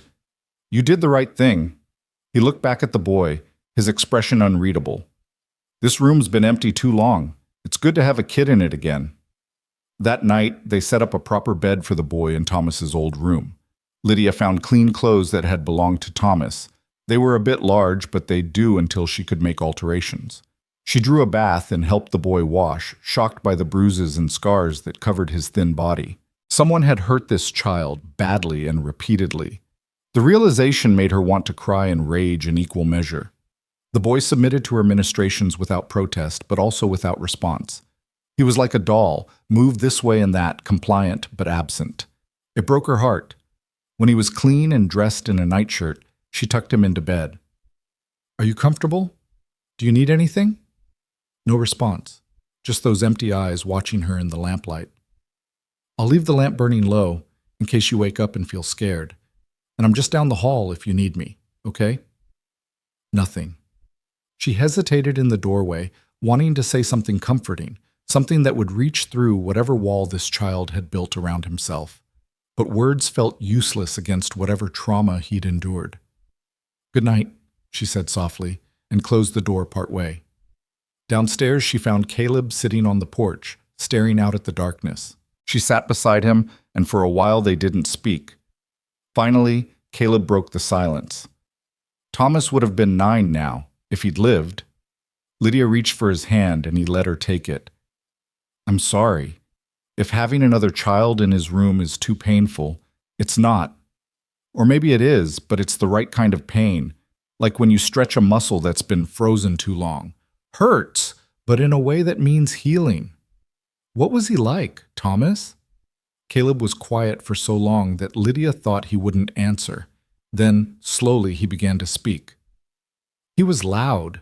That's what I remember most. Always talking, always asking questions, always making noise. Couldn't sit still for more than 2 minutes. Sarah used to say he was like trying to contain a tornado. A ghost of a smile touched his lips. He loved horses. Used to beg me to let him ride the big ones, even though he was barely tall enough to reach the stirrup. And he was fearless. Nothing scared him. Not storms, not snakes, not the dark. He'd run headlong into anything. He sounds wonderful. He was. And that boy upstairs. Caleb stopped, his jaw working. He's the opposite. He's so scared he can't even speak, so hurt that he's shut down completely. But he's still a kid who needs someone, and I think we can be that for him. Even though we don't know anything about him, we don't even know his name. Then we'll give him one, until he's ready to tell us his real one. They sat in silence, watching the stars emerge one by one in the darkening sky. Somewhere in the house above them, a lost child was sleeping in a room that had been waiting 5 years to hold life again. And despite all the uncertainty, all the potential complications, Lydia felt a sense of rightness settle over her. This was meant to be. The next few weeks were difficult in ways Lydia hadn't anticipated. The boy, they'd started calling him Eli, a name that meant ascended or uplifted, hoping it would prove prophetic, existed in their house like a ghost. He ate when food was placed in front of him, wore the clothes she laid out, followed basic instructions. But he never spoke, never smiled, never showed any emotion beyond fear when someone moved too quickly or spoke too loudly. Lydia threw herself into caring for him with the same intensity she brought to caring for sick children. She cooked his favorite foods, or tried to since he never indicated preferences, read to him in the evenings, showed him the ranch and the animals. Nothing seemed to reach him. Caleb took a different approach. He simply included Eli in his daily routines, treating him not as a damaged child who needed fixing, but as a small ranch hand who needed training. Every morning, he'd knock on Eli's door and say, "Time for chores." And Eli would follow him out to the barn to help feed the horses, muck stalls, and check fences. The boy never spoke, but he worked, and Lydia noticed that he seemed most at peace when he was with Caleb, doing simple physical tasks that required no words. It was during one of these morning routines that the first real breakthrough happened. Lydia was in the kitchen making breakfast when she heard a commotion from the barn. Not frightened sounds, but excited ones. She ran to the window and saw Caleb and Eli in the corral, standing next to one of the horses. Eli was reaching up to touch the horse's nose, his face showing the first expression she'd seen from him: wonder. She watched as Caleb lifted Eli up and settled him on the horse's back, keeping one hand on the boy to steady him. And then, for just a moment, Eli smiled. It was brief, barely there, but it was real. Lydia felt tears streaming down her face and didn't bother to wipe them away. Progress. Finally, progress. That night at dinner, Eli did something new. Instead of staring at his plate while he ate, he looked up at Caleb and pointed to the barn. "You want to go back to the barn?" Caleb asked. Eli nodded. It was the first time he'd actively communicated a desire, and both Caleb and Lydia tried to keep their reactions measured, not wanting to scare him back into silence. "After dinner, we'll go see the horses," Caleb said calmly. "Sound good?" Another nod. It wasn't much, but it was everything. As winter gave way to early spring, Eli slowly began to emerge from his shell. He still didn't speak, but he started responding with nods and head shakes. He began following Lydia around during the day, helping her in the garden and watching as she treated sick neighbors. And he grew attached to Caleb in a way that was both heartbreaking and beautiful to watch, following him everywhere, standing close when Caleb worked, seeking his presence like a plant seeking sun. "He's becoming your shadow," Lydia said one evening, watching Eli sitting on the porch step where Caleb was fixing a saddle. "He needs a father, or the closest thing to one he can get. What if his real father is out there somewhere, looking for him?" Caleb's face darkened. A real father doesn't let his child end up half-starved and wandering alone in the desert. A real father protects his kid. If that boy has family out there, they don't deserve him back. The fierceness in his voice surprised her, but she understood it. They'd both fallen in love with this broken child, and the thought of losing him hurt almost as much as the thought of never having children of their own. In April, the annual spring fair came to redemption. The entire county turned out for 3 days of festivities: horse races, shooting competitions, pie contests, and dancing. Lydia had been looking forward to it, but as the date approached, she grew anxious. The last time they'd been to a town gathering, Margaret Garrett had publicly humiliated her. What would people say now that she and Caleb had taken in an orphan? Would they see it as charity, or would someone make cruel comments about the barren woman trying to replace what she couldn't create?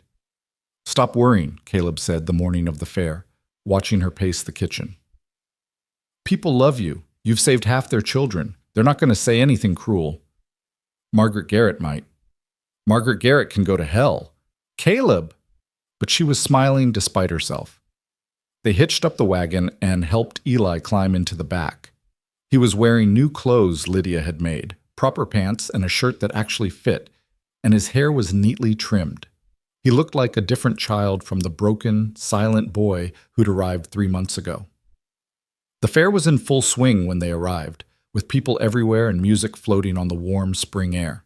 Lydia had brought 3 pies for the contest: apple, cherry, and pumpkin, and she carried them carefully through the crowd toward the judging tables. "Mrs. Rowan!" Sarah Mitchell appeared at her elbow, smiling warmly. "You came! And who is this handsome young man?" Eli pressed closer to Caleb's leg, and Caleb put a protective hand on the boy's shoulder.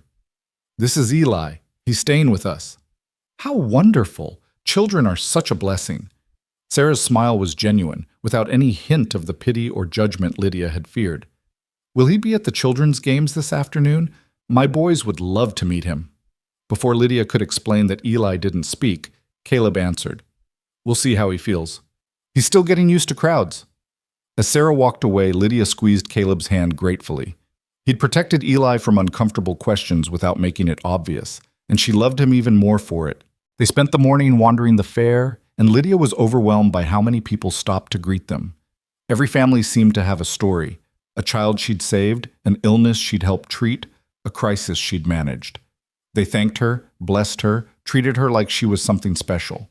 And not one person made a cruel comment about her inability to have children.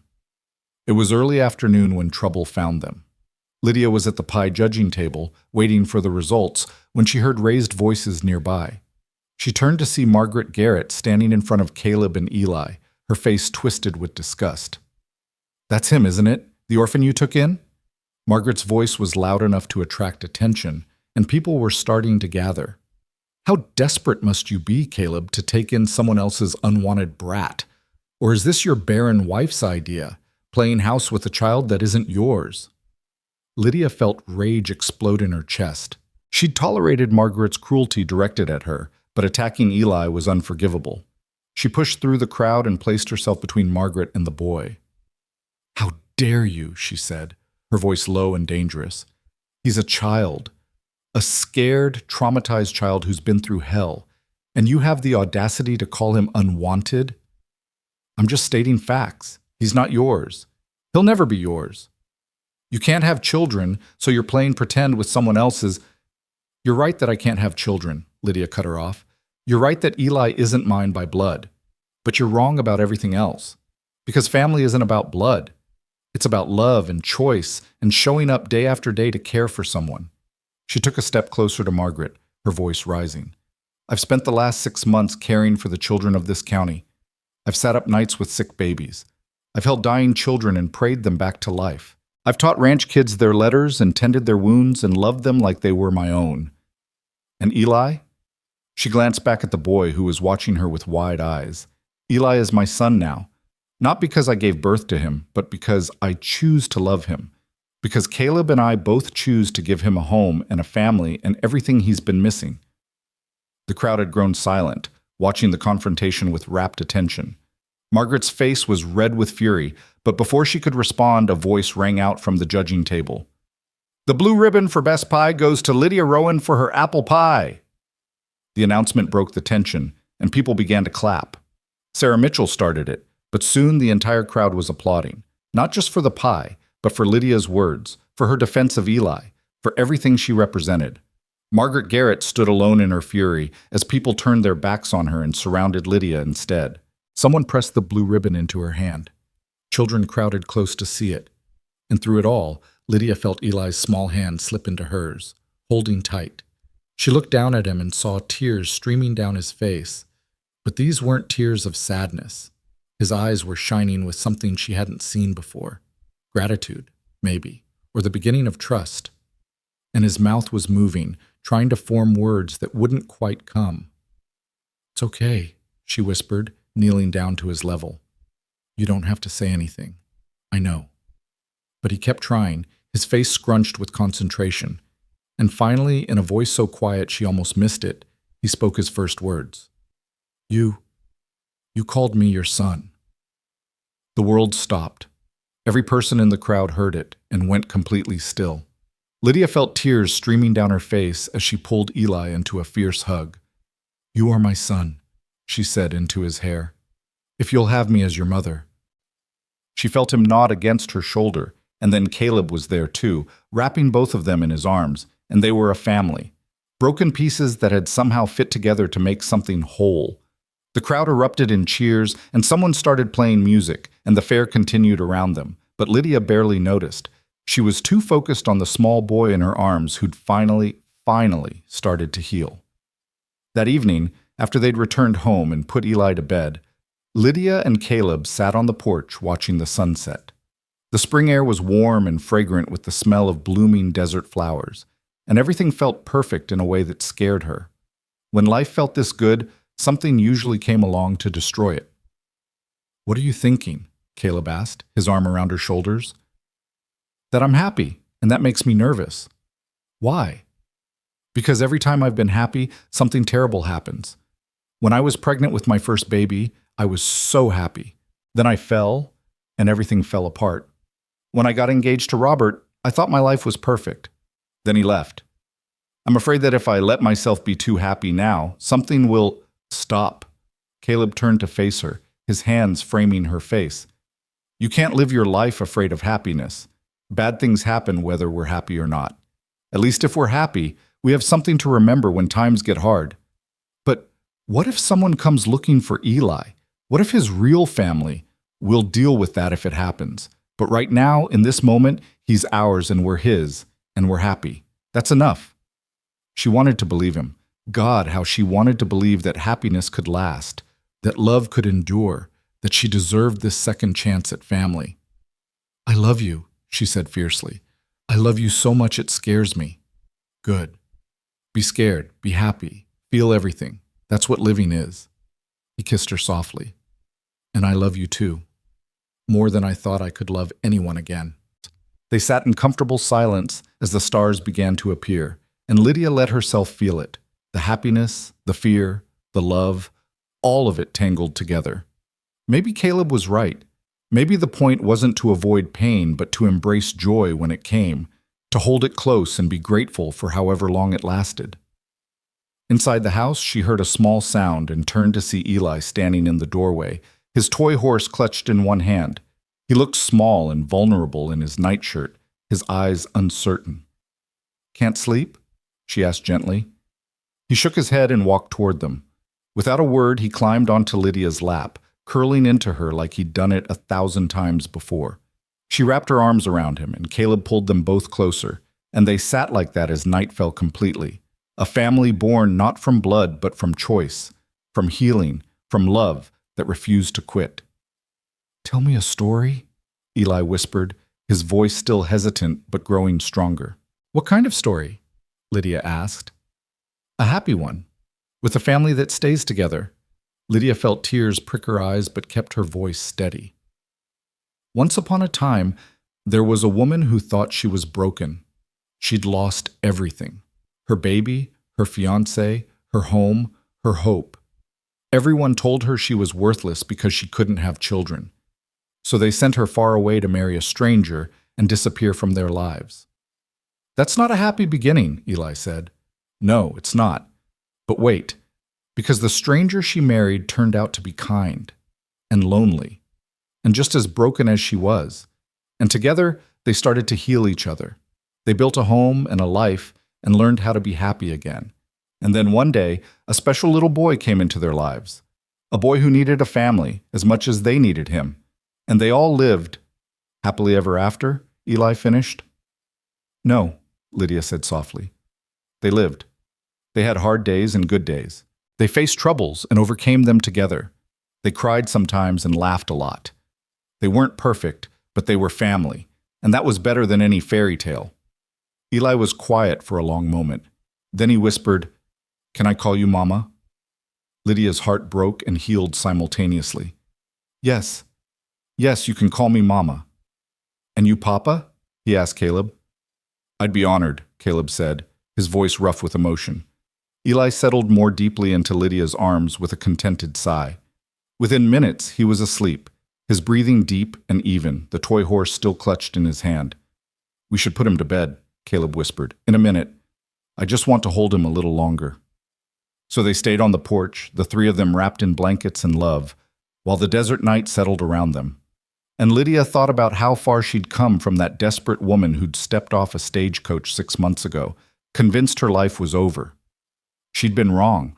Her life hadn't ended. It had just been waiting to begin. Spring turned to summer, and the ranch transformed under Lydia's care.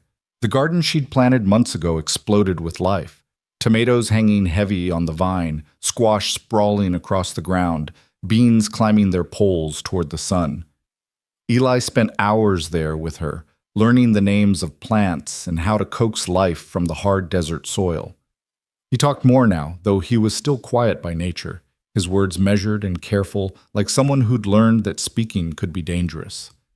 But he laughed.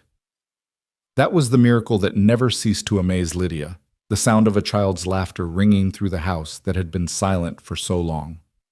Caleb would chase him through the barn, or Rusty the cat would do something ridiculous, and Eli would laugh with pure, unguarded joy. Those moments made everything worthwhile. It was late June when their fragile happiness faced its first real test. Lydia was teaching Eli his letters on the porch. He was a quick learner, hungry for knowledge after years of neglect. When a wagon appeared on the road, she shaded her eyes against the afternoon sun and felt her stomach clench. She recognized the driver, Sheriff Tom Bradley from Santa Fe, a decent man she'd met once when delivering medicine to the jail for a sick prisoner. "Eli, go inside and find your papa," she said quietly. "Tell him we have visitors." The boy looked at the approaching wagon, and something in his face shuddered closed, all the progress of the past months disappearing in an instant. He backed toward the door, his eyes wide with fear. "It's all right," Lydia said, though her heart was racing. "Go on." Eli disappeared inside just as the wagon pulled into the yard.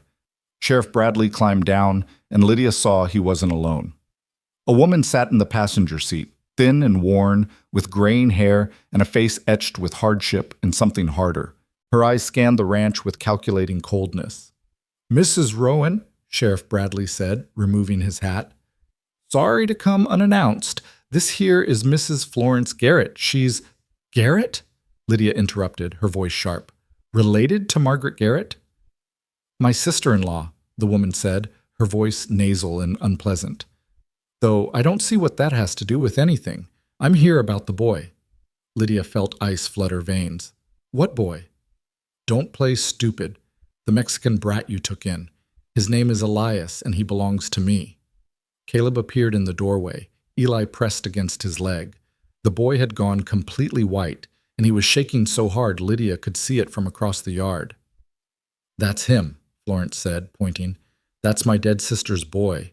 He ran away 4 months ago, and I've been searching for him ever since." "He didn't run away," Caleb said, his voice dangerously quiet. "He was found half-starved on the road, covered in bruises. He was so scared he couldn't speak. Children exaggerate. He was disciplined for his own good. Spare the rod, spoil the child. That's what the good book says. Now, I've come to take him home where he belongs." "No." Lydia moved to stand between Florence and the porch. "He's not going anywhere with you." Florence's eyes narrowed. "You got no legal right to keep him.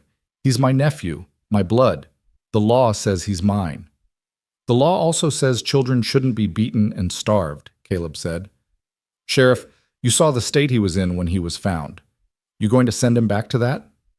Sheriff Bradley looked deeply uncomfortable. "Mr. Rowan, I understand your concern, but Mrs. Garrett does have a legal claim. Unless there's proof of abuse that would hold up in court—" "Look at him," Lydia gestured to Eli, who was now crying silently, his whole body trembling. "Look at his face and tell me he's not terrified of her." Children are afraid of discipline, Florence said coldly. That don't mean abuse. It means proper raising. Now, Elias, get in this wagon. We're going home. His name is Eli, Lydia said fiercely. And he is home. Florence laughed, a brittle sound. Home? With a barren woman playing house and a man stupid enough to marry her? Margaret told me all about you, Mrs. Rowan, how you can't have children of your own, so you steal other people's. Well, this one ain't yours to keep. I have custody papers, Lydia said desperately. From the children's home, legal documents saying he can stay with us. Temporary custody, Sheriff Bradley said gently. Until family could be found. Now family's been found, and the law's clear. Blood relatives have first claim. Lydia felt panic rising in her chest. This couldn't be happening. They couldn't lose Eli, not after everything. Not after he'd finally learned to smile and laugh and trust again. Please, she said, her voice breaking. Sheriff, if you take him back to her, he'll die. Maybe not right away, but his spirit will die. Everything we've helped him rebuild will be destroyed. Please don't do this. I got my orders, ma'am. Unless you got evidence of abuse that'll hold up in court, my hands are tied. Evidence? Caleb's voice was sharp.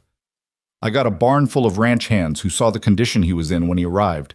I got the doctor's report from the children's home documenting malnutrition and multiple healed fractures.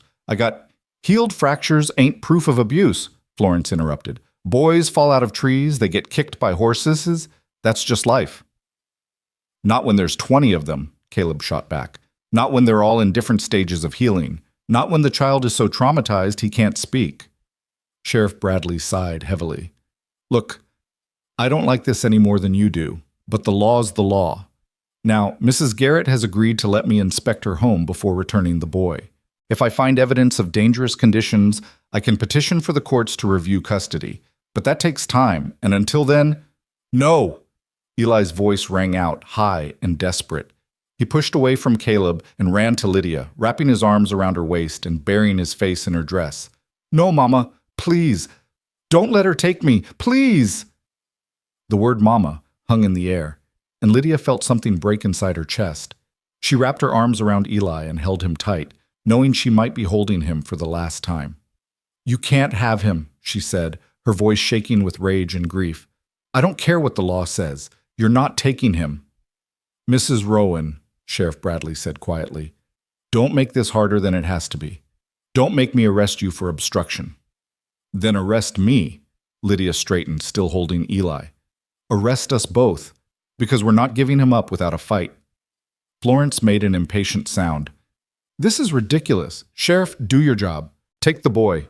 Sheriff Bradley looked at Caleb, then at Lydia and Eli clinging to each other, and something in his face shifted. Mrs. Garrett, I'm going to need to see documentation proving your relationship to the boy.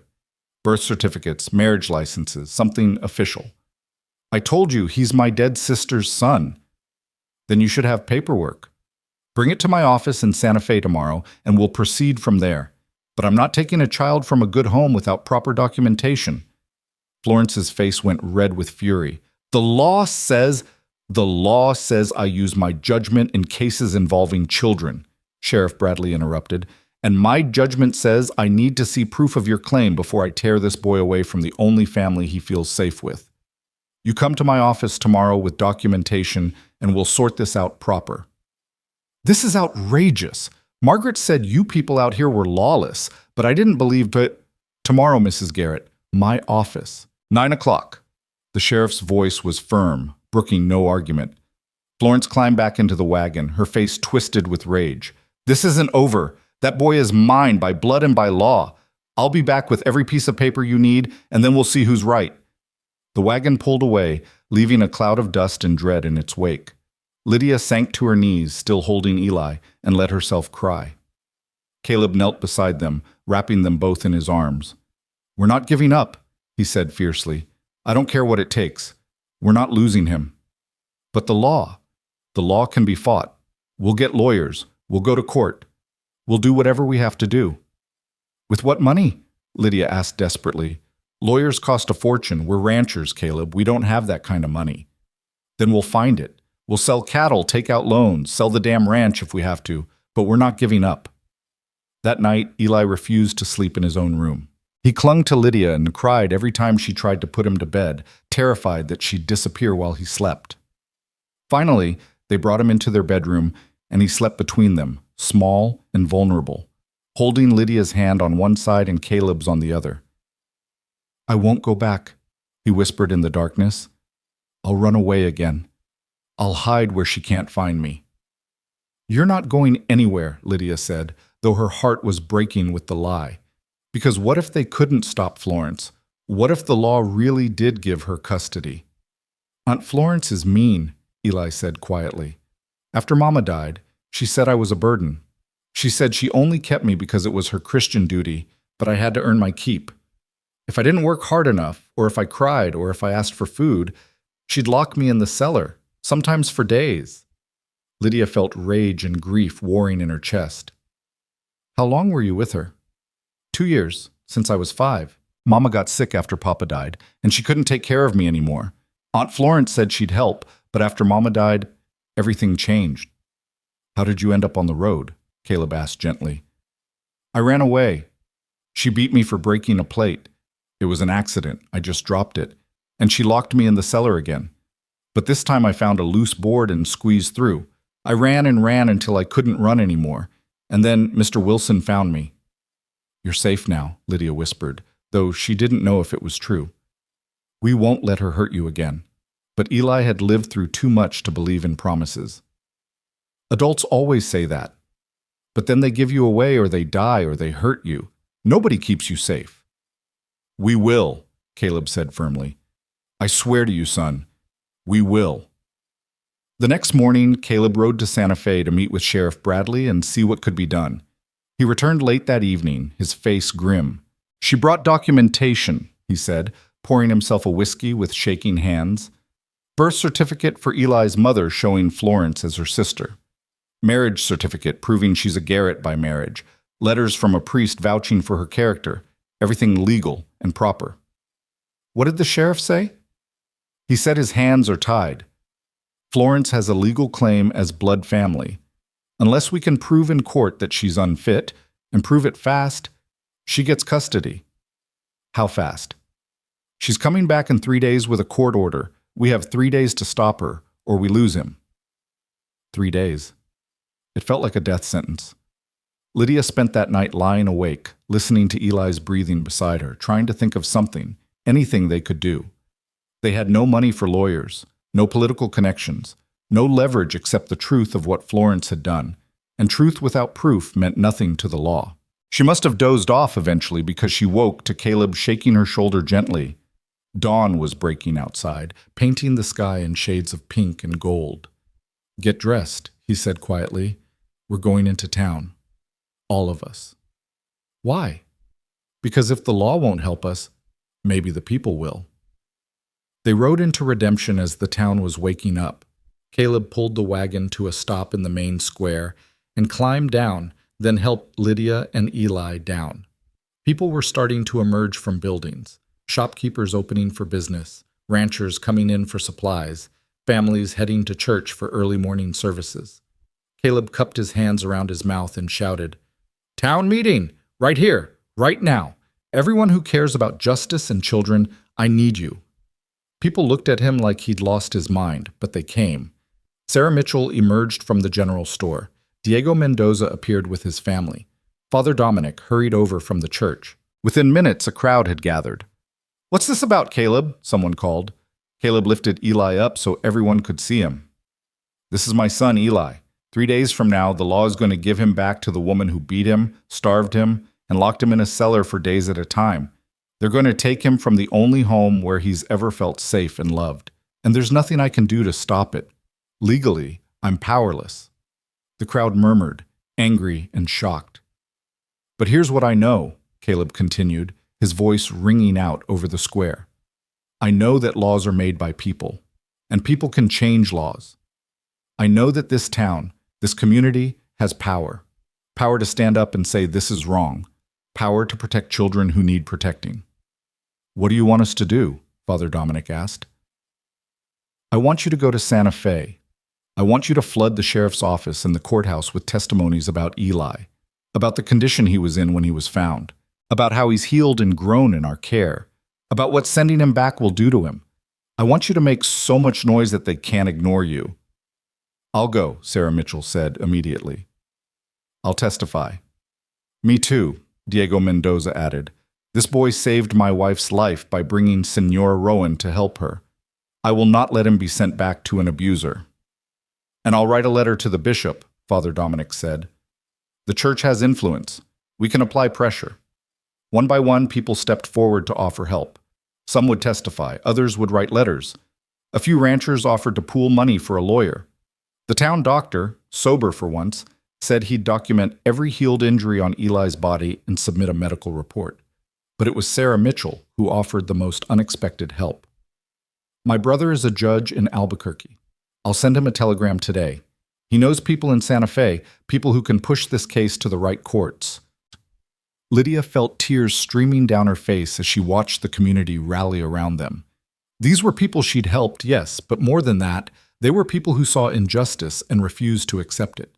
They were people who believed that family was more than blood and that love mattered more than law. The next 3 days were a whirlwind of activity. People flooded the sheriff's office in Santa Fe with testimonies. Father Dominic's bishop wrote a scathing letter about Christian duty and the difference between legal guardianship and true care. The doctor's report documented 23 healed fractures, multiple scars from being struck with objects, and signs of prolonged malnutrition.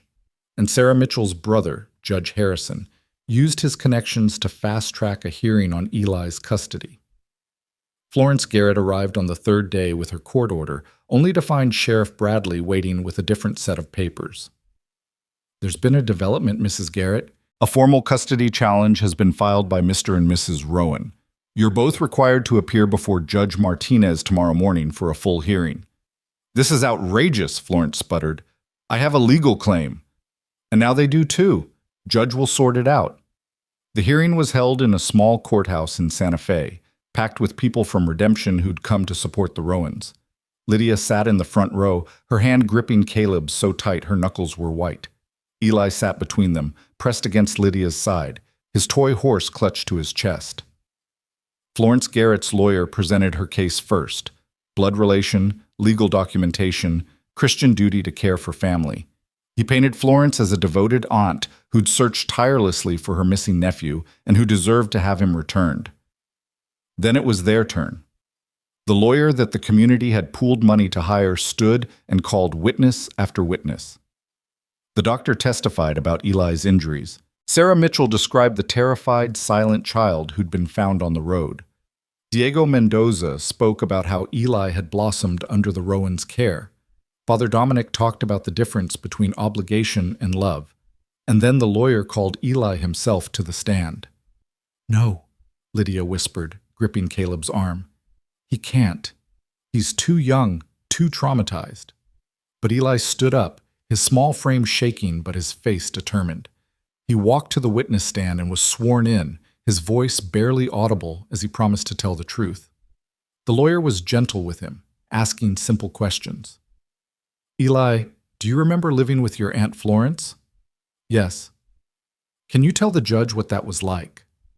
Eli was quiet for a long moment. Then, in a voice that grew stronger as he spoke, he began to describe 2 years of hell.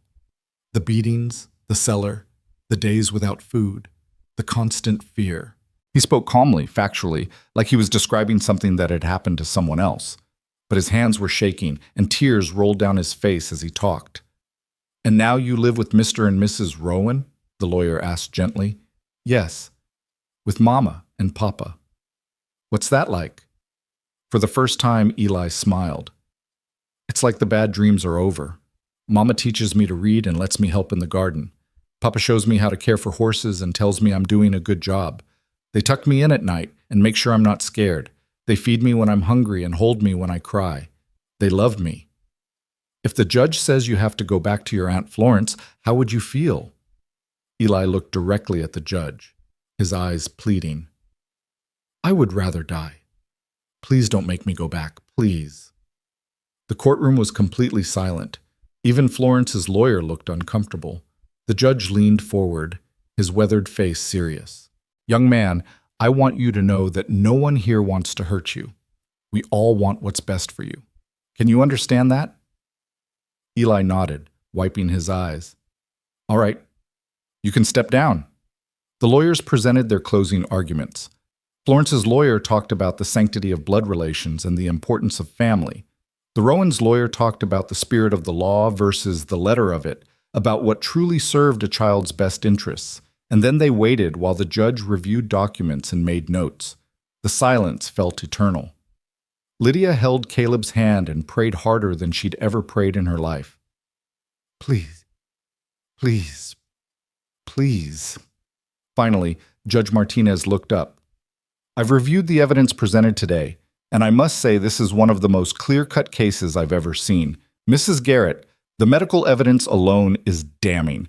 23 healed fractures on a child who's only 7 years old? That's not accidents. That's systematic abuse. Add in the testimony about the cellar, the starvation, the terror this child lived in, and I have no choice but to find you an unfit guardian." Florence leaped to her feet. "You can't." "Sit down, Mrs. Garrett, or I'll have you removed." Now, as for custody, the law does typically favor blood relations. However, the law also requires that the child's welfare be the primary concern. And it's clear to me that this child's welfare depends on remaining with Mr. and Mrs. Rowan. Lydia couldn't breathe. Was he saying what she thought he was saying?